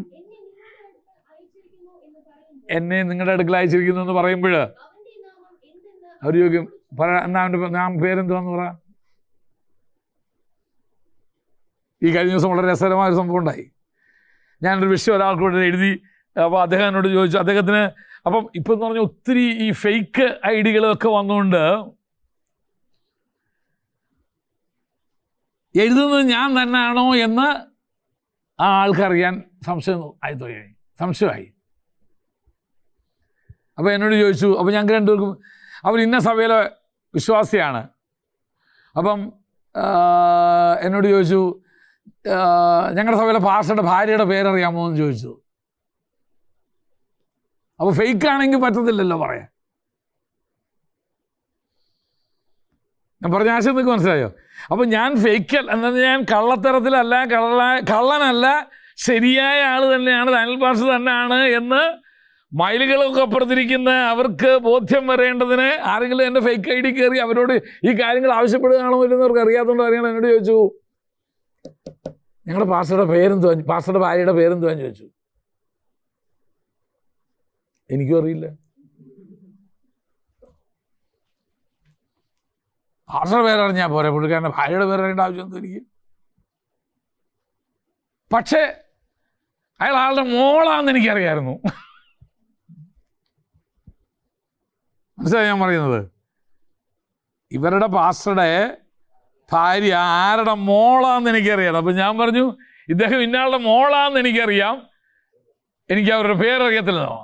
അപ്പോൾ അവർക്ക് മനസ്സിലായി ശരിക്കും എനിക്കറിയാവുന്ന ആൾ തന്നെ. കാരണം ഇവളുടെ അപ്പനെ അറിയാമെങ്കിൽ, അല്ലെങ്കിൽ ഇതറിയാമെങ്കിൽ പറഞ്ഞു ഓക്കെ എന്നിട്ട് എന്നോട് പറഞ്ഞു, ഞാൻ ചോദിച്ചത് വേറൊന്നും കൊണ്ടല്ല, ഇങ്ങനെ ഫേക്ക് ഐ ഡി ഉണ്ടാക്കി പലരുമായിട്ട് ബന്ധപ്പെടുന്നുണ്ട്, അതുകൊണ്ട് ഇത് വ്യാജനാണോ ശരിയാണോ എന്നറിയാൻ വേണ്ടി മാത്രം ഞാൻ പാസ്റ്ററോട് ചോദിച്ചതാ, പാസ്റ്ററിനെ തെറ്റിദ്ധരിക്കല്ലേ എന്ന് പറഞ്ഞു. ഞാൻ പറഞ്ഞു, ഐ ടോട്ടലി അണ്ടർസ്റ്റാൻഡ്. അങ്ങനൊരു കാലത്ത് നമ്മൾ ജീവിക്കണേന്ന്. അതുകൊണ്ട് ബെറ്റർ പേരെങ്കിലും പഠിച്ചോളൂ. ചിലരൊക്കെ പേര് പഠിച്ചോളൂ. അതുകൊണ്ട് ഞാനിപ്പോൾ മൊബൈലിൽ നമ്പർ സേവ് ചെയ്യാൻ നേരത്ത് ഭാര്യയുടെയും ഭർത്താവിൻ്റെയും കൂടെ പേര് ഒന്നിച്ചിട്ടാണ് സേവ് ചെയ്യുക. ഭർത്താവ് തോമസും ഭാര്യ മേരി ആണെങ്കിൽ തോമസ് എൻ മേരി എന്നടിക്കും. അപ്പോൾ എനിക്ക് വിളിക്കുമ്പോൾ ചോദിക്കല്ലോ, മേരി സൗകര്യം അങ്ങനെ ഇരിക്കുന്നെന്ന്. അല്ലെങ്കിൽ പിന്നെ ചോദിക്കണ്ടേ, സിസ്റ്റർ അങ്ങനെ ഇരിക്കുന്നതെന്ന് ചോദിക്കട്ടെ.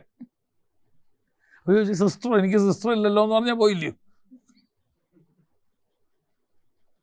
ഇപ്പോൾ സേവ് ചെയ്യുന്ന മുഴുവൻ അങ്ങനെ. ഓക്കെ, ഞാൻ പറഞ്ഞു തന്നതിൻ്റെ ആശയം,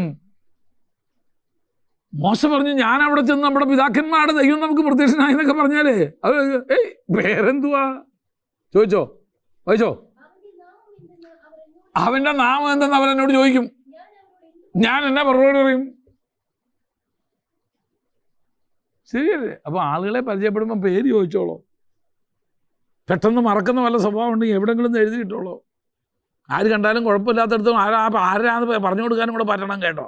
ഇല്ലേ വൈകുന്നേരം ആയപ്പോഴത്തേന് 10 പെമ്പിള്ളാരുടെ പേര് എന്നെ ഇവിടെ കിടപ്പുണ്ട്, വീട്ടിൽ ചെല്ലും. ഇതെന്നാ ഇതാരാ? ആരാന്നൊന്നും അറിയില്ല, എന്നെ വിളിച്ച ഒരാളാ.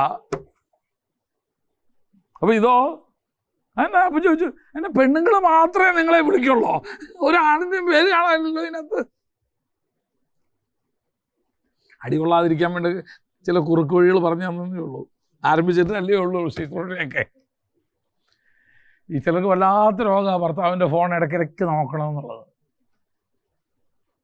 ചില ഭർത്താക്കന്മാർക്ക് തിരിച്ചും വല്ലാത്തൊരു സുഖക്കേട്. അത് കണ്ടെങ്കിലേ അവർക്ക് പോട്ടെ. വായിക്കാം. അതിന് ദൈവം മോശയോട് പറഞ്ഞു, I am that I am. എൻ്റെ പേരെന്താണെന്നറിയാമോ? യാഹ് എന്നാകുന്നു അവൻ്റെ നാമം. I am that I am എന്ന് നമ്മൾ ഇംഗ്ലീഷിലും മലയാളത്തിലൊക്കെ പറയുമ്പോൾ എൻ്റെ എബ്രായ ഭാഷയിൽ നിങ്ങൾ നോക്കണം. ഞാനാകുന്നവൻ യാഹ് എന്നാകുന്നവൻ്റെ നാമം. I am that I am. വായിച്ചോ. ഞാനാകുന്നു എന്നുള്ളവൻ എന്നെ നിങ്ങളുടെ അടുക്കൽ അയച്ചിരിക്കുന്നു എന്ന് പറയണമെന്ന് പറഞ്ഞു. ദൈവം പിന്നെയും മോശയോട് പറഞ്ഞു. നോക്ക്, ഇറ്റ്സ് അപ്പൊ ഇതെല്ലാം ഈ വെളിപ്പെടുന്നത് എന്തുവാണെന്നറിയാമോ? റീസണിങ്. ദൈവമായിട്ട് യുക്തിപരമായിട്ട് ബുദ്ധിപരമായിട്ട് മോശം ദൈവം കൂടെ സംസാരിച്ച് എന്നെ വിളിച്ചത് ദൈവമാണെന്നും എന്നെ ഈ ദൗത്യം ഏൽപ്പിച്ചത് ദൈവമാണെന്നും ഒരു പരിപൂർണ ബോധ്യം പ്രാപിക്കുക. ഇല്ലെങ്കിൽ നാളെ ഗൾഫിൽ പോകാനൊരു വിസ വരുമ്പം പറയും, ഞാൻ അല്പനാൾ പോയി. അതും വേലയല്ലേ ഭാഷ? അത് വേലയാ. അപ്പൊ ഇത്രയും നാൾ നീ കാണിച്ചുകൊണ്ടിരുന്നു, അതും വേലയാ.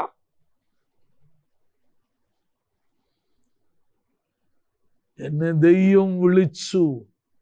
ഇപ്പൊ പലരുടെയും ആഗ്രഹം വേലയോടുകൂടെ ജോലിയോടുകൂടെ വേല ചെയ്യാണ്, അല്ലെങ്കിൽ വേലയോടുകൂടെ വേല ചെയ്യുക എന്നുള്ളതാണ്. അതൊരു വേലയാണെന്ന് നമുക്കറിയാമല്ലോ. അപ്പം ഇതെല്ലാം വിട്ടിറങ്ങിയവരൊക്കെ മണ്ടന്മാരോ? അത് പൗലോസ് അങ്ങനെയാണ്. പൗലോസ് ചെയ്ത ബാക്കിയും കൂടെ ചെയ്യുന്നത്. നീ പൗലോസിനെ അത് വേല ചെയ്യുന്നതിൽ മാത്രം മാതൃകയാക്കാതെ നിഴല് വീഴുമ്പോൾ എന്ത് ചെയ്യട്ടെ? രോഗി സൗഖ്യമാവട്ടെ. 100 40 അടി ഒരു 5 പ്രാവശ്യം കൊള്ള നീ, എന്നിട്ട് നീ മാതൃകയാക്കുക പൗലോസിനെ.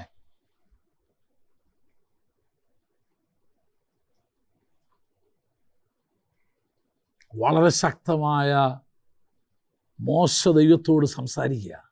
ദൈവം മോശയോട് സംസാരിക്കുന്നുണ്ട്. അവർ ഉറപ്പ് വരുത്തുക. വായിച്ചു എന്നിട്ട് ഇനി അധ്യായം മുഴുവൻ നിങ്ങൾ വായിച്ചോ. 4-ാം അധ്യായമൊക്കെ വായിക്കുക. ഒത്തിരി അഗെയിൻ മോശ ദൈവത്തോട് ദൈവം അവനെ അയച്ചു എന്നുള്ളതിൻ്റെയൊക്കെ ഉറപ്പ് വരുത്തുക.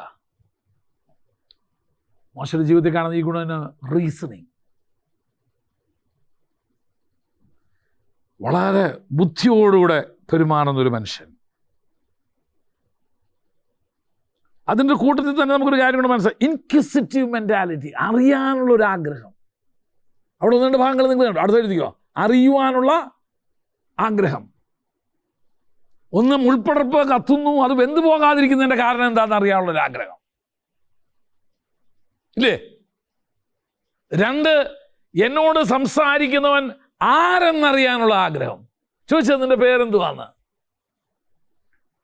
നമ്മൾ പിന്നെ ചിലരുടെ പേരൊന്നും ചോദിക്കാൻ നമുക്ക് ഇൻട്രസ്റ്റ് ഇല്ല. അതുകൊണ്ട് നമ്മൾ എന്ത് ചെയ്യാതെ ചോദിക്കാതെ. ഫോൺ വരുമ്പോൾ ചിലപ്പോൾ ചോദിക്കില്ല, സാർ അവിടെ ഉണ്ടോ? സാറില്ല. ഞാൻ ചോദിച്ചു, ആരാണ്ട് വിളിച്ചിരുന്നു, സാറുണ്ടോ എന്ന് ചോദിച്ചു. ആരാ വിളിച്ച്? ആരാണ്ട് വിളിച്ചു, സാർ അവിടെ ഉണ്ടോയെന്ന് ചോദിച്ചു. ഞാൻ ഇല്ല എന്ന് പറഞ്ഞു. എൻ്റെ വീട്ടിലൊരു നിയമം വെച്ചിട്ടുണ്ട്, ആരാന്ന് പറയാതെ അടുത്തതിന് മറുപടി കൊടുക്കും. നിങ്ങൾ ആരാ വിളിക്കുന്നതെന്ന് പറയണമെന്ന് പറയും. എന്നിട്ടേ സാറുണ്ടോ ഇല്ലയോ എന്നുള്ളത് പിന്നെ പറയത്തുള്ളൂ. ചില ആളുകൾ നിങ്ങൾ ആരാന്ന് ചോദിക്കത്തില്ല. ഞാൻ തിരിച്ച് അവരോട് ചോദിക്കും, നിങ്ങളാരാ? ഞാൻ ആരാന്ന് പറഞ്ഞിട്ടാണല്ലോ ഈ നമ്പറിലേക്ക് വിളിച്ചേ. അറിയാനുള്ള ഇൻക്വസിറ്റി. എന്താ മുൾപ്പടർപ്പ് കത്തിപ്പോകാത്തത്? അതറിയാനായിട്ട് ഒരു ജിജ്ഞാസ. എന്നോട് സംസാരിക്കുന്ന നീ ആരാ? നിന്റെ പേരെന്തുവാ? മോശ അങ്ങനത്തെ ഒരു മനുഷ്യനായിരുന്നു. നമ്മളോട് ഈയിടെ ഒരാൾ എന്നോട് ഞാൻ സംസാരിച്ച കൂട്ടത്തിൽ അയാൾ പറഞ്ഞു, എന്നും വിളിക്കും അത്ര, എന്നും വിളിക്കും, സംസാരിക്കും, നിങ്ങൾക്ക് അത് മേടിച്ചുതരാം, ഇത് മേടിച്ചുതരാം, അങ്ങനെ മേടിച്ചുതരാം, ഇങ്ങനെ മേടിച്ചുതരാം. അപ്പോൾ എന്നോട് പറഞ്ഞു, പക്ഷേ ഇന്നാൾ അല്ല എന്നെ ഇങ്ങനെ ഒരാൾ വിളിച്ചിരിക്കുന്നത്. ഞാൻ അയാളുടെ പേരെന്തുവാ? പേര് ഞാൻ ഇതുവരെ ചോദിച്ചിട്ടില്ല അയാളോട്. ഒരു മാസം കൊണ്ട് അയാളോട് സംസാരിക്കുക. ഇയാളുടെ പേരെന്തുവാ? പേര് ഞാൻ ഇതുവരെ അയാളോട്. ഇനിയിപ്പോൾ എങ്ങനെയാ ചോദിക്കുന്നേ? ആ ശരിയാ, ആദ്യം ചോദിക്കണമായിരുന്നു ഇത് ആദ്യം. അപ്പോൾ ഇയാൾ അയാളെ തിരിച്ചറിയാനുള്ള ബന്ധം അയാൾക്ക് വണ്ടി വാങ്ങിച്ചു കൊടുക്കാമെന്നുണ്ട്. കാറെന്ന് അയാൾക്ക് പേരിട്ടേക്കുന്നത്. കാർ വാങ്ങിച്ചു കൊടുക്കാമെന്നുള്ളത് മൊബൈലിലിട്ടേക്കുന്ന പേര് അയാളുടെ കാർ. അയാളുടെ പേര് കാറൊന്നുമല്ല, ഇയാൾക്ക് കാർ വാങ്ങിച്ചു കൊടുക്കാമെന്നുള്ളതുകൊണ്ട് അയാൾ പേരിപ്പോഴും അറിയത്തില്ല. ഞാൻ പറഞ്ഞ അടുത്ത പ്രാവശ്യം വിളിക്കുമ്പോൾ മര്യാദയ്ക്ക് പേര് ചോദിച്ചോളെന്ന് പറഞ്ഞു. ഞാൻ എവിടെയാണ് താമസിക്കുന്നത്, എന്തുവാ ഒക്കെ ചോദിക്കാൻ പറഞ്ഞു. മോശമായിരുന്നെങ്കിൽ കറക്റ്റ് പിടിച്ചതിൻ്റെ നമ്പർ. ഇൻക്വിസിറ്റീവ് മെൻറ്റാലിറ്റി, അറിയാനുള്ള ഒരു ഈ ആകാംക്ഷം. 13 ഓക്കെ. ഒരു സ്ഥാനക്കൊതിയനല്ലായിരുന്നു മോശ. അത് വേറെ വല്ല നല്ല മലയാളം വാക്കുണ്ടോ എന്ന് എനിക്കറിയത്തില്ല. അധികാരമോഹം, അതൊക്കെ അത് വലിയ വാക്കുകളായി പോയല്ലോ എന്ന് വിചാരിച്ചാൽ നമുക്ക് നിങ്ങൾക്ക് മനസ്സിലാവുന്ന രീതിയിലായിക്കോട്ടെ. അധികാരമോഹിയല്ലായിരുന്നു, എഴുതിക്കോ. ഒരു അധികാരമോഹിയല്ലായിരുന്നു മോശ. ഈ എൻ്റെ അപ്പാ ചിലടത്ത് കാണാൽ വേറെ ഒന്നും ചെയ്തില്ലേലും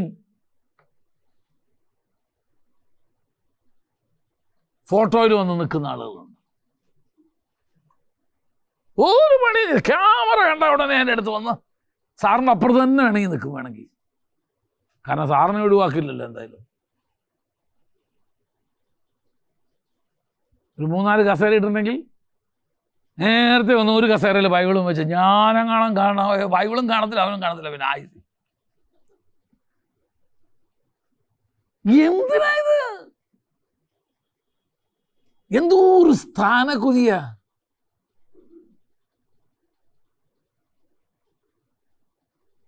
പേരൊക്കെ പറയണമെന്നുണ്ട്, പക്ഷേ പറയുന്നില്ല. മോശയുടെ ജീവിതത്തിൽ അങ്ങനെ അല്ലായിരുന്നു. Never wanted to be a leader. 4-ാം അധ്യായത്തിൻ്റെ 10 മുതൽ 13 വരെയുള്ള വാക്യം ഒന്ന് വായിച്ചേ.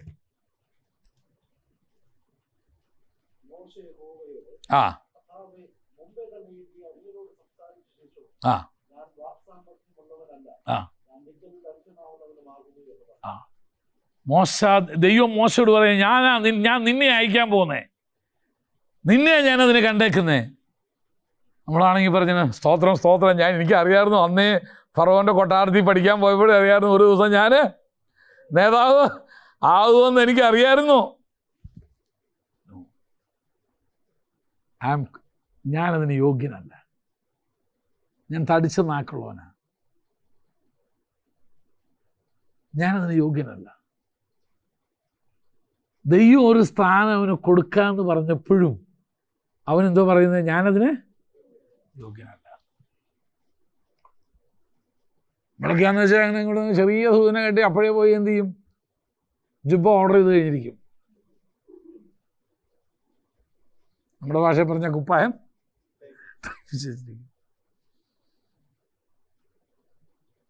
മോശയുടെ ജീവിതത്തിൽ ഒരിക്കൽ പോലും മോശ ഒരു സ്ഥാനക്കൊതിയനായിരുന്നില്ല. ഓരോ പ്രാവശ്യവും ദൈവം നിന്നെ അയക്കാൻ പോലെ നിന്നെ അയക്കാം, അവനെല്ലാം അവൻ എന്ത് ചെയ്യാന്നറിയാം, അതിൽ നിന്ന് ഒഴിഞ്ഞു മാറുക. എന്താ അന്നത്തെ ഇസ്രായേൽ ജനങ്ങളുടെ ജീവിതം നോക്കിക്കഴിഞ്ഞാൽ ദ ഓൺലി ക്വാളിഫൈഡ് പേഴ്സൺ ആരേ ഉള്ളൂ, മോശയുള്ളൂ. വിദ്യാഭ്യാസം, വാക്കിലും പ്രവൃത്തിയിലും സമർത്ഥൻ എന്നാണ് മോശയെക്കുറിച്ച് അപ്പോസ്തലപ്രവൃത്തി പറഞ്ഞേക്കുന്നത്. പക്ഷെ മോശ പറയുന്നത് എന്തുവാ?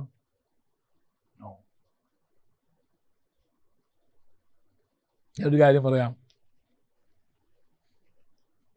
നിങ്ങളെ ഏത് സ്ഥാനത്തേക്ക് ഉയർത്താൻ ദൈവം ആഗ്രഹിക്കുന്നു, നിങ്ങളായിട്ടൊരു സംഘടന തല്ലിക്കൂട്ടി അതിൻ്റെ പ്രസിഡൻ്റൊന്നും ആവാൻ പോണ്ട. അതിൻ്റെ സമയമാകുമ്പം ദൈവം നിങ്ങളെ ഉയർത്തിക്കും. അതുവരെ ദൈവം എവിടെ ആക്കി വെച്ചിരിക്കുന്നു അവിടെ വിശ്വസ്തയോടെ കർത്താവിൻ്റെ വേല ചെയ്യുക.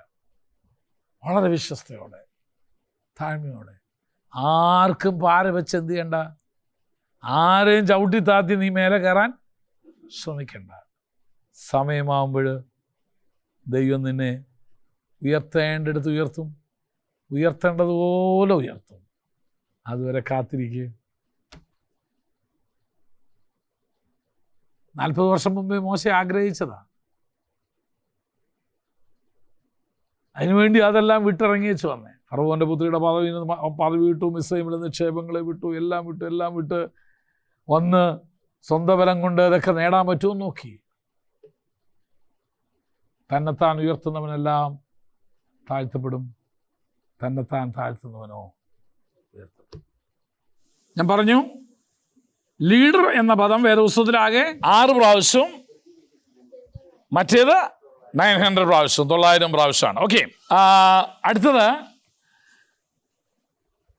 മോശയുടെ ജീവിതത്തിൽ അടുത്ത് നമുക്ക് കാണാൻ കഴിയുന്ന ഒരു വലിയ ഒരു നല്ല സ്വഭാവ ഗുണമെന്ന് പറയുന്നത്, he was willing to take counsel from the wise men. മറ്റുള്ളവരിൽ നിന്ന്, ജ്ഞാനികളായ ജ്ഞാനികളും അനുഭവ സമ്പത്തുമുള്ളവരിൽ നിന്ന് ആലോചന കേൾക്കാൻ മനസ്സുള്ളവനായിരുന്നു. എന്ന് പറഞ്ഞാൽ തന്നെക്കാൾ വിവരമുള്ള ഒരാളൊരു കാര്യം പറഞ്ഞാൽ, അനുഭവമുള്ള ഒരാൾ കാര്യം പറഞ്ഞാൽ അത് അംഗീകരിക്കാനുള്ളൊരു മനസ്സ്. അപ്പം അതിനെന്തോ എഴുതാൻ പോകുന്നത്,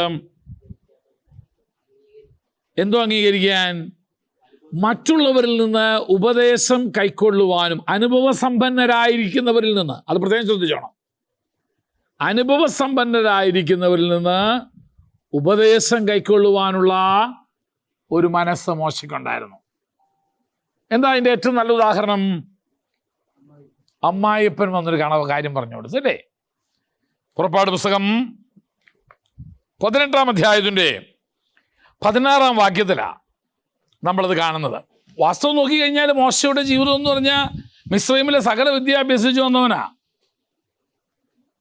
ഓക്കെ, വാക്കിലും പ്രവൃത്തിയിലും സമർത്ഥനാ. പക്ഷെ ഇപ്പോഴ് മോശയുടെ അമ്മായിപ്പൻ പറയുന്ന ഒരു ഉപദേശം അവൻ എന്ത് ചെയ്യുക, അംഗീകരിക്കുക. അമ്മായിപ്പനും ആള് മോശക്കാരനും നല്ല മിദ്യാനിലെ പുരോഹിതനാവൻ. അപ്പം ആളുകളെയൊക്കെ ഒത്തിരി അവൻ എന്ത് ചെയ്തിട്ടുണ്ട് അറിയാം. ഒരു പുരോഹിതൻ എന്നുള്ള രീതിയിൽ അന്നത്തെ കാലത്ത് ഹീസ് എ ജഡ്ജ് ഓൾസോ, അവൻ ന്യായാധിപനും കൂടെയാണ് അന്നത്തെ കാലത്തെ പുരോഹിതന്മാരെന്ന് പറയുന്നത്. അപ്പം മോശയുടെ ഈ ചെയ്തി കണ്ടപ്പോൾ മോശ അതിന് കാരണമുണ്ട്. മോശയുടെ മെൻറ്റാലിറ്റി എന്ന് പറയുന്നത് ഹാർഡ് വർക്ക് മെൻറ്റാലിറ്റിയാണ്. അപ്പോൾ മോശയ്ക്ക് ഇതൊരു ഭാരമായിട്ട് തോന്നുന്നില്ല. രാവിലെ തൊട്ട് വൈകുന്നേരം വരുന്ന ആളുകളുടെ പ്രശ്നം തീർക്കുക, ആളുകളുടെ വിഷയം കൈകാര്യം ചെയ്യുക എന്ന് പറയുന്നത് കാരണം പുള്ളി ഒരു ഹാർഡ് വർക്കിംഗ് ടൈപ്പാണ്. കാരണം എന്തുവാ അവൻ്റെ ബാക്ക്ഗ്രൗണ്ട്, അടിമത്വത്തിൽ വളർന്ന ഒരു മനുഷ്യനാണ്. ഒരു കാര്യം എപ്പോഴും ഓർത്തോണം, ഒരാളുടെ ക്യാരക്ടറിന്, സ്വഭാവത്തിന് എപ്പോഴും അയാളുടെ ബാക്ക്ഗ്രൗണ്ടിന് ഒത്തിരി പ്രാധാന്യമുണ്ട്. വളരെ ഹാർഡ് വർക്കിംഗ് ആയിരിക്കുന്ന ഒരാൾക്ക് പലതും നമ്മൾ വിചാരിക്കുന്ന പലതും ഹാർഡല്ല, അയാൾക്ക് ഹാർഡല്ല. കാരണം ദാറ്റ് ഈസ് ഹിസ് നേച്ചർ. അപ്പം മോശ തന്നെ ഈ കാര്യം കൈകാര്യം ചെയ്യാൻ കാരണം അതാണ്. അങ്ങനത്തെ ഒരു ബാക്ക്ഗ്രൗണ്ടിൽ നിന്നാണ് മോശം വന്നത്. പക്ഷേ അമ്മായിപ്പൻ ഇത് കണ്ടപ്പോൾ മനസ്സിലായി, this is too much on him. അമ്മായിപ്പൻ ഇത് കണ്ടപ്പം പറഞ്ഞു, മോശെ ഇത് ഇത്തിരി കൂടുതലാണ് നീ ചെയ്യുന്നത്, ഇറ്റ്സ് ടു മച്ച്. മോശ അത് അംഗീകരിച്ചു. നമ്മളൊക്കെയാണെങ്കിൽ പറഞ്ഞ് അമ്മായിപ്പൻ്റെ പണി നോക്കുമല്ലോ, ഇവിടുത്തെ കാര്യം നോക്കാൻ എനിക്ക് അറിയാം, ഞാൻ വേറൊരു കൾച്ചറിൽ നിന്ന് വന്നവനാണ്, ഞാൻ വേറൊരു സംസ്കാരത്തിൽ നിന്ന് വന്നവനാണ്, ഞാൻ യഹൂദ സംസ്കാരം ആണ്, ഞങ്ങളുടെ ഇല്ല, നമ്മളൊന്നും പറഞ്ഞില്ല. ഒരു നല്ല കാര്യം പറഞ്ഞാൽ, അനുഭവസമ്പന്നരായിരിക്കുന്ന ആളുകൾ പറഞ്ഞു തന്നാൽ അത് ആക്സെപ്റ്റ് ചെയ്യാനുള്ളൊരു മനസ്സ് ഒരു ലീഡർ എന്നുള്ള രീതിയിൽ നിനക്കുണ്ടായിരിക്കേണ്ട ഒരു വലിയ ഗുണമാണ്. കാരണം നിനക്കാകെ ബൈബിളുകളിൽ പഠിച്ച ജ്ഞാനം മാത്രമേ ഉണ്ടാവുള്ളൂ. മറ്റേത് ലോകം കണ്ട മനുഷ്യനാണ്. നമ്മുടെ സഭയിലെ വിശ്വാസികൾ പലരും നമ്മൾ കണ്ടതിനേക്കാൾ ലോകം കണ്ടവരാണ്. അവർ ഒത്തിരി ആളുകളോട് ഇടപെടുകയും ഒത്തിരി ആളുകളെ കാണുകയും പഠിക്കുകയും ചെയ്തവരാണ്. അപ്പോൾ അവർ ഏതെങ്കിലും ഒരു കാര്യം പറഞ്ഞു തരുന്നെങ്കിൽ take it in that spirit. ആ സ്പിരിറ്റിൽ വേണം അത് എന്ത് ചെയ്യാനായിട്ട്, ഉൾക്കൊള്ളാനും. അല്ലാതെ പരിഹസിച്ചേ കളയരുത്. മോശയുടെ ഏറ്റവും വലിയ ഗുണം എന്തായിരുന്നു? തന്നെക്കാൾ അനുഭവസമ്പന്നരായിരിക്കുന്ന ആളുകളിൽ നിന്ന് ലഭിക്കുന്ന ആശയത്തെ അവന് ഉൾക്കൊള്ളാൻ, അത് പ്രാവർത്തികമാക്കാൻ അവനൊരു മനസ്സുണ്ടായിരുന്നു എന്നുള്ളതാണ്. അവൻ്റെ ജയത്തിൻ്റെ അവൻ്റെ വിജയത്തിലേക്ക് അവൻ എത്താനുള്ളതിൻ്റെ ഒരു കാരണം കൂടെ അതാണ്. അടുത്തത് ഒരു 3-4 കാര്യം കൂടെ പറഞ്ഞ് തീർത്തില്ലെങ്കിൽ അത് മോശയെ കുറിച്ച് അവസാനിപ്പിക്കുന്നത് ശരിയല്ല. ഒരു അസൂയയില്ലാത്ത മനുഷ്യനായിരുന്നു മോശ. അസൂയയില്ല. എങ്ങനെ അറിയാം അവൻ അസൂയയില്ലാത്തവനായിരുന്നു എന്നുള്ളത്?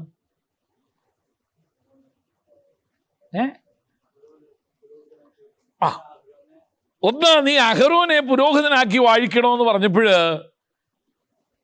No problem. ഏറ്റവും രസം എന്നാണെന്നറിയാമോ? പുരോഹിതനല്ലാത്ത ഒരുത്തനാണ് അഹരോനെ പുരോഹിതനാക്കുന്നത്. യേശുവിൻ്റെ ജീവിതമായിട്ട് പഠിച്ചാൽ നിങ്ങൾക്ക് ഇതേത് അനുഭവം തന്നെ കാണാം. ഏതാ? സ്നാനപ്പെടാത്ത യോഹന്നാൻ സ്നാപകനാണ് യേശുവിനെ സ്നാനപ്പെടുത്തുന്നത്. പക്ഷേ ഇവർക്ക് രണ്ടുപേർക്കുള്ള ദൈവം അയച്ചിട്ടാണ് ഒരുത്തം വന്ന് ഇത് ചെയ്യാൻ വേണ്ടി ദൈവം അയച്ചത്. അപ്പോൾ അവന് പിന്നെ വേറെ ആരുടെയും ഇതിൻ്റെ ആവശ്യമില്ല, ഓർഡിനേഷൻ്റെയോ ഇതിൻ്റെ ഒന്നും ആവശ്യമില്ല. സെയിം വിത്ത് മോശയുടെ കാര്യത്തിൽ അങ്ങനെ തന്നെ. ദൈവം വിളിച്ചിട്ട് അവനെ ഈ ശുശ്രൂഷ എന്ത് ചെയ്യുന്നത്, ആക്കി വയ്ക്കുന്നത്. നിന്റെ സഹോദരനെ പുരോഹിതനാക്കാൻ, മഹാപുരോഹിതനായിട്ട് അഭിഷേകം ചെയ്യണമെന്ന് പറഞ്ഞപ്പോഴും മോശയ്ക്ക് യാതൊരു പ്രയോജനം. ഇനി അവൻ മോശ പോലും പാപയാഗത്തിന് വേണ്ടി ആരുടെ അടുക്ക വേണം പോകാൻ? അഹരോൻ്റെ അടുക്ക വേണം പോകാൻ. നമ്മളവനെ ആ സ്ഥാനത്താക്കി വെച്ചേ, എന്നിട്ട് നമ്മൾ ചെല്ലുമ്പം നമ്മൾ അവൻ്റെ അടുക്ക് ചെല്ലുക എന്ന് പറഞ്ഞാൽ നമ്മുടെ മലയാളി കൾച്ചറിന് അംഗീകരിക്കാൻ ഒരു ബുദ്ധിമുട്ടുള്ള സംഭവം അത് അല്ലേ? ആണ്.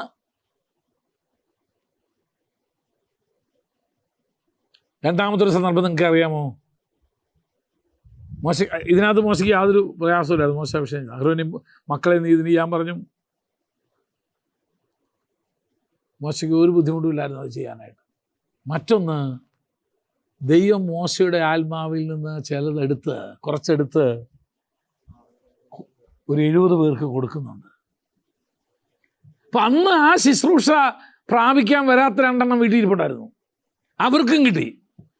അപ്പോൾ ഉടനെ വന്ന് മോശയോട് പറഞ്ഞു, ദേ അവിടെ അവർ പ്രവചിക്കുന്നു പറഞ്ഞു. മോശ പറഞ്ഞു, അയ്യോ എല്ലാവരും പ്രവചിച്ചിരുന്നെങ്കിൽ അത്ര നല്ലതായിരുന്നു അല്ലേ? എല്ലാവരിലും ഈ ആത്മാവ് വന്നിരുന്നെങ്കിൽ, എല്ലാവരും എന്നെ പോലെ ഈ ശുശ്രൂഷ ചെയ്തിരുന്നെങ്കിൽ, എല്ലാവർക്കും ഈ കൃപ ലഭിച്ചിരുന്നെങ്കിൽ.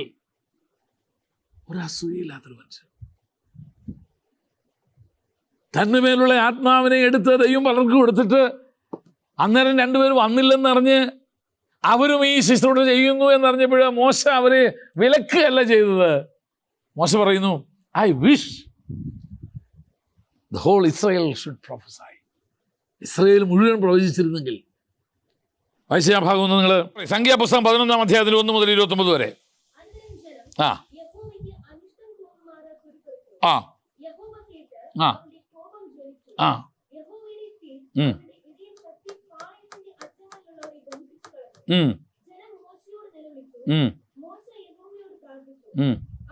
അവിടെ തന്നെ അല്ലേ? 24 തൊട്ട് വായിച്ചു വന്നാ അധ്യായം കംപ്ലീറ്റ്. അതിൻ്റെ ബാക്ക്ഗ്രൗണ്ട് 24 തൊട്ട് വായിക്കാം. അപ്പം അങ്ങനെ മോശ എന്നാ ആ ആ ആ ആ അവന്റെ മേലുള്ള ആത്മാവിൽ കുറെയെടുത്ത് മൂപ്പന്മാരായ ഈ 70 പേർക്ക് ദൈവം കൊടുത്തു. ആ ആത്മാവ് അവരുടെ മേൽ വന്നു, അവര് പ്രവചിക്കാൻ തുടങ്ങി. ആ പിന്നെ അങ്ങനെ ചെയ്തില്ല. പിന്നെ ആ ആ ആ ആ ആ ആ ആ ആ ആ എൽദാദും മേധാദും പാളയത്തിൽ നിന്ന് പ്രസംഗിക്കുന്നത് അവരെന്ത് ചെയ്തല്ല, യോഗത്തിന് വരാതെ വീട്ടിൽ ഇരുന്ന് എന്ത് ചെയ്യുക, പ്രവചിക്കുക. ആ നമ്മുടെ ഭാഷയിൽ ആ ആ ആ അപ്പോൾ യോശുവ പറഞ്ഞു, യോശുവയ്ക്ക് മോശയോട് ഭയങ്കര ഇൻഫ്ലുവൻസ് ഉള്ള, കാരണം ബാല്യം തൊട്ടേ മോശയോട് പറഞ്ഞു, നോക്കി ഇങ്ങനെ വിട്ടാൽ ശരിയാവില്ല, അവരെ ഇപ്പം തന്നെ എന്ത് ചെയ്യണം, മുടക്കണം. അവരിപ്പം തന്നെ വിരോധിക്കണം. നീ എന്നെ വിചാരിച്ച് പേടിക്കൊന്നും വേണ്ട. യഹോവയുടെ ജനമൊക്കെയും പ്രവാചകന്മാരായിരുന്നെങ്കിൽ ഒരു അസൂയയില്ല. ഞാൻ ചോദിക്കുന്നത്, നമ്മളത് ഈ പഠനത്തിൻ്റെ അപ്പുറത്ത് മാറി വേറെ ആൾ ഇതുപോലൊരു ശുശ്രൂഷ എന്ന് വെച്ച് എന്തിനാ അസൂയപ്പെടുന്നേ? നമ്മളെ കൊണ്ട് എത്തിപ്പിടിക്കാൻ പറ്റാത്ത കുറേ പേരല്ലേ അവർ എത്തിപ്പിടിച്ചത്. അല്ലെങ്കിൽ നമുക്ക് തൃപ്തരാക്കാൻ പറ്റാത്ത കുറേ പേരെയല്ലേ അദ്ദേഹം തൃപ്തരാക്കുന്നേ. നമ്മുടെ സഭയിൽ വന്ന് വേണ്ട രീതിയിലുള്ള തൃപ്തി കിട്ടാത്തവരല്ലേ അപ്പുറത്തെ സഭയിൽ പോയി തൃപ്തി കളഞ്ഞത്. എന്തിനാ അതിനെ അസൂയപ്പെടുന്നത്? എന്തിനാ? ഈ പട്ടണം മുഴുവൻ അങ്ങനത്തെ സഭ ഉണ്ടെന്ന് അറിയട്ടെന്ന് പറ. അല്ലാണ്ട് അവനെ പാര വെച്ച് ഓടിക്കാനും അവനെ പാര വെച്ച് നശിപ്പിക്കാനും അല്ല 21 ദിവസത്തെ ഉപവാസം എടുക്കണ്ടേ. നീ പറ, ബി എ പോസിറ്റീവ് ആറ്റിറ്റ്യൂഡ്. ഈ പഠനം മുഴുവൻ അങ്ങനെയുള്ള ദൈവത്തിൻ്റെ ദാസന്മാരെ കൊണ്ട് നിറഞ്ഞ എത്ര നല്ലതായിരുന്നു. എൻ്റെ ഒരു ആഗ്രഹമാണ്, ഞായറാഴ്ച ആകുമ്പോൾ ശക്തൻ തമ്പുരാൻ മുഴുവൻ ബൈബിൾ പിടിച്ചിരിക്കുന്ന ആളുകൾ നിൽക്കുന്നത് കാണണം. ആ തിരുവല്ലയിലും ഒക്കെ പോകുമ്പോൾ കാണുന്ന പോലെ വിശ്വാസികൾ. ഇപ്പം പണ്ടൊക്കെ എന്ന് പറഞ്ഞാൽ ഒരു 10-25 വർഷം മുമ്പൊക്കെ എല്ലാം വെള്ളം എടുത്തിട്ടാണ് നിൽക്കുന്നത്. ഞായറാഴ്ച രാവിലെ അങ്ങോട്ട് നിന്ന് കഴിഞ്ഞാൽ ഇങ്ങനെ ബസ്സുകളിൽ വന്ന് ഇറങ്ങുന്ന ആളുകൾ, പോകുന്ന ആളുകൾ മുഴുവൻ, തിരുവല്ല മുഴുവനും ഇതായിരുന്നു. തൃശ്ശൂർ അങ്ങനെ ആവട്ടെന്നേ, മുഴുവനും ബൈബിളും കൊണ്ട് നടക്കുന്ന, വെള്ളം എടുത്ത് നടക്കുന്ന കുറേ പേര് ഞായറാഴ്ച രാവിലെ ഇവിടെ മുഴുവൻ എല്ലാ വീതികളും കാണുന്നത്. എന്തിനാ അസൂയപ്പെടുന്നേ? A true leader should not be jealous. അവൻ ദൈവത്തിൻ്റെ വേല ചെയ്യുന്നേ. വാ ബ്രദറെ, എന്തെങ്കിലും സഹായം ആവശ്യമുണ്ടെങ്കിൽ പറ, ഞങ്ങളുടെ പൂർണ്ണ സഹായം നിങ്ങൾക്കുണ്ടായിരിക്കും, സപ്പോർട്ട് നിങ്ങൾക്കുണ്ടായിരിക്കും. A true leader is like that. മറ്റേ നിങ്ങൾ വാക്യം എഴുതിയായിരുന്നു, അതായത് അനുഭവ സമ്പത്തുള്ളവരുടെ പുറപ്പാട് 18:16. ഇത് അസൂയയില്ല എന്നുള്ളതിന് സംഖ്യാപുസ്തകം 15-ാം അധ്യായത്തിൻ്റെ 24 മുതൽ 29 വരെയുള്ള വാക്യങ്ങൾ. അടുത്തത് മോശയെക്കുറിച്ച് 2 കാര്യങ്ങൾ പറഞ്ഞ ശേഷം ഞാനങ്ങ് അവസാനിപ്പിക്കാം. He developed a leadership team. അതായത് ഒരു ടീമിനെ അവൻ വാർത്തുണ്ടാക്കി. He developed a leadership team. ഒരു ടീമിനെ, നേതൃത്വ സംഘത്തെ വാർത്തെടുത്തു.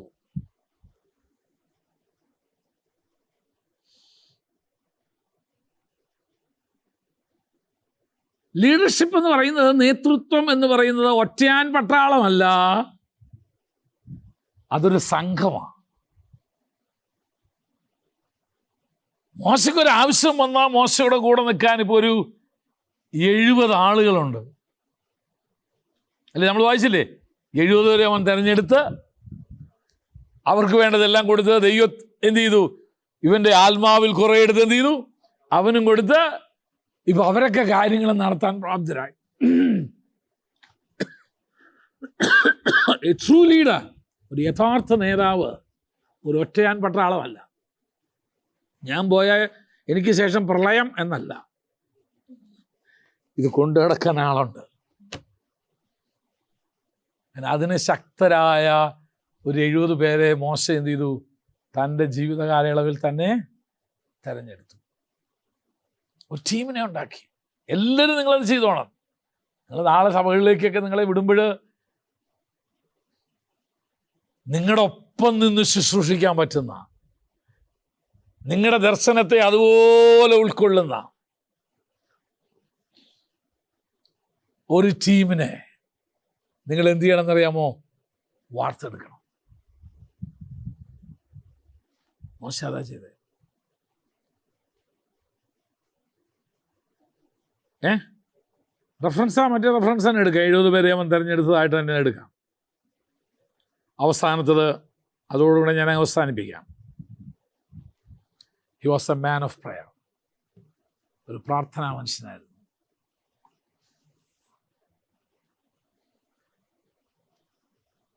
അവൻ എന്ത് ആവശ്യം വരുന്നോ, എന്ത് ഭാരം വരുന്നോ, അവൻ ആശ്രയിക്കാൻ വേറെ ആരും ഒരിക്കൽ പോലും അഹ്റോന്റെ അടുക്ക പോയിട്ടില്ല. He went to God's.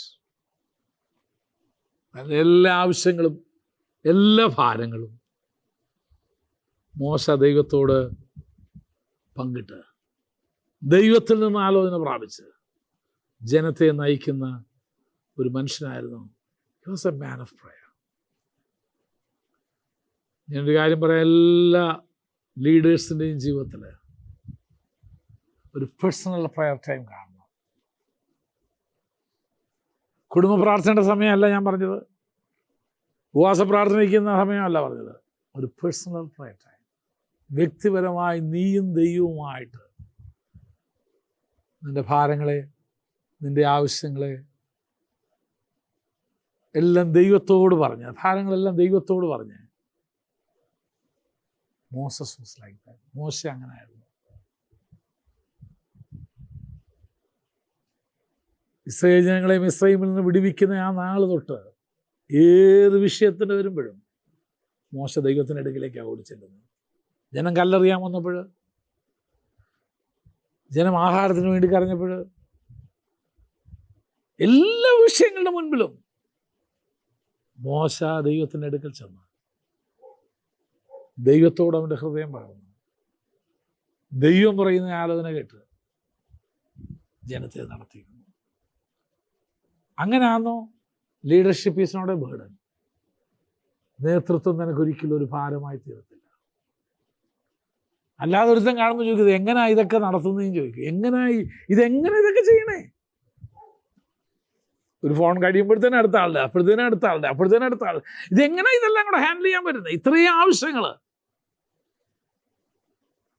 ഒരു ദിവസം എത്ര ലക്ഷം രൂപയുണ്ടെങ്കിലേ ഇത് നടത്തിക്കൊണ്ടു പോകാൻ പറ്റിയെന്നറിയാം. അപ്പോഴായിരിക്കും ഓരോരുത്തരും വിളിക്കുന്നേ. ആരും നമ്മളിൽ നിന്ന് ഞാൻ പ്രാർത്ഥിക്കാട്ടോ എന്നുള്ള മറുപടി അല്ല പ്രതീക്ഷിക്കുന്നത്. വിചാരിക്കുക ജനൻ പാസ്റ്റർ വന്ന് എന്നോട് പറയാം, പാസ്റ്റർ കൊച്ചിനെ ആശുപത്രിയിലോട്ട് കൊണ്ടുപോകുക ആട്ടോ എന്ന് പറയുന്നത് ഞാൻ പ്രാർത്ഥിക്കാട്ടോ കൊണ്ടക്കോ എന്ന് മാത്രമല്ല ജനൻ പ്രതീക്ഷിക്കുന്നത്. എന്തെങ്കിലും ആവശ്യമുണ്ടെങ്കിൽ പറഞ്ഞോളൂട്ടോ. ആ ഒരു വാക്കും കൂടെ എന്ത് ചെയ്യുന്നുണ്ട്?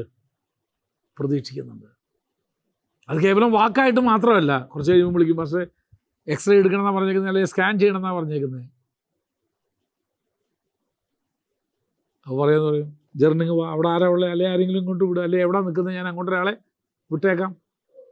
എന്തിനാ ആളെ കൈക്ക് പിടിച്ച് അങ്ങോട്ട് സ്കാനിങ് റൂമിൽ കയറ്റാനല്ല.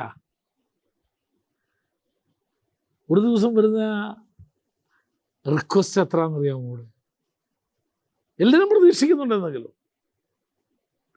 ഇതൊക്കെ എപ്പോഴാണ് ദൈവത്തിൽ നിന്ന് പ്രാപിക്കുന്നത്? രാവിലെ എഴുന്നേൽക്കുമ്പോൾ കർത്താവ് ഇന്ന് എന്തൊക്കെ ചെയ്യണമെന്ന് അറിയത്തില്ല, ഇന്ന് എന്തൊക്കെ ആവശ്യമുണ്ടെന്ന് അറിയത്തില്ല. അവിടുത്തെ ഹിതമായത് തിരിച്ചറിയാനും ഇതിൽ സത്യമായതേതും തിരിച്ചറിയാനും വേണ്ട രീതിയിൽ വേണ്ട ക്രമീകരണങ്ങൾ ചെയ്യാൻ കർത്താവ് സഹായിക്കണേ എന്നുള്ള പ്രാർത്ഥന. അതോടുകൂടെ ദൈവം ഇന്നൊക്കെ ആവശ്യമുള്ളതെല്ലാം നീ എന്ത് ചെയ്യണം? തരണം. അതും കഴിഞ്ഞിട്ട് മെയിൽ നോക്കത്തുള്ളൂ അന്നത്തെ. അത് കഴിഞ്ഞിട്ട് ഫേസ്ബുക്കോ അല്ലെങ്കിൽ അത് കഴിഞ്ഞിട്ട് ഇമെയിലേ നോക്കത്തുള്ളൂ. നല്ല പങ്കും അന്നത്തെ ആവശ്യത്തിന് വേണ്ടുന്ന മുഴുവനും അന്ന് ദൈവം അവിടെ ഒരുക്കിയിട്ടുണ്ടാവും. എവിടുന്നാന്നറിയത്തില്ല, എങ്ങനെയാണെന്നറിയത്തില്ല, പക്ഷെ വേണ്ടുന്ന എല്ലാം അവിടെ ഉണ്ടാവും. ഞാനൊരു കാര്യം പറയാം, ഞാൻ വലിയ പ്രാർത്ഥനാ മനുഷ്യനാണെന്ന് കാണിക്കാനൊന്നുമല്ല പറഞ്ഞത്. നിങ്ങൾക്കെല്ലാവരുടെയും ജീവിതത്തിൽ ഏറ്റവും പ്രാർത്ഥിക്കാൻ ഏറ്റവും നല്ല സമയവും ഞാൻ പറഞ്ഞുതരാം. പുലർച്ചെ ഒരു 3 മണിക്ക് എഴുന്നേറ്റ് എല്ലാവരും, ആരും അറിയാതിരിക്കുമ്പോൾ, എല്ലാവരും ഉറങ്ങുമ്പോൾ എൻ്റെ പ്രാർത്ഥനാ മുറിയിലോട്ട് മാറി, അല്ലെങ്കിൽ പ്രാർത്ഥനാ സ്ഥലത്തേക്ക് മാറി ദൈവത്തോട് നിൻ്റെ ഹൃദയം പകരെ എണ്ണി പറയുമൊന്നും വേണ്ട. ചിലത് നാം യാചിക്കുന്നതിന് മുമ്പേ അവനറിയാം. നമ്മളവിടെ ചെന്ന് ഇരുന്നാൽ മതി, തമ്പുരാന് അറിയാം. ഇല്ലേ, സ്കാനിങ് മെഷീൻ്റെ മുമ്പിൽ തന്നെ എൻ്റെ ഈ ഭാഗം സ്കാൻ ചെയ്യുമെന്ന് പറയാറുണ്ടോ? ഇല്ല, അവിടെ ഇരുന്നാൽ മതി. CT സ്കാനിൽ എല്ലാം ഇങ്ങ് വന്നോളും, എല്ലാം വന്നോളും. ദൈവത്തിൻ്റെ അടുക്കൽ ചെന്നിരുന്നാൽ മാത്രം മതി. ഇതൊന്നും എണ്ണി പറയണ്ട. നിങ്ങൾ യാചിക്കുന്നതിന് മുൻപേ നിങ്ങളുടെ ആവശ്യങ്ങൾ നിന്നെന്ന് അറിയുന്ന ദൈവം അവൻ്റെ സന്നിധി ചെന്നിരിക്കുമ്പോഴേ നിൻ്റെ ആവശ്യം നിനക്കറിയാം, അവനറിയാം. ചെന്നിരിക്കാൻ നേരം ഉണ്ടോയെന്നാണ് നമുക്കുള്ള ആവശ്യം. കഴിയെങ്കിൽ ഒരു പുലർച്ചെ ഒരു 3-3:30 ആകുമ്പോൾ എഴുന്നേറ്റ് ഒരു 1-1.5 മണിക്കൂറെങ്കിലും ദൈവത്തിൻ്റെ സന്നിധിയിൽ നിൻ്റെ ഹൃദയം പകരാമോ? ജയകരമായൊരു ശുശ്രൂഷ ചെയ്യുന്നുണ്ട്. ദൈവഹിതം തിരിച്ചറിയാനായിട്ട് ദൈവം നിന്നെ സഹായിക്കും.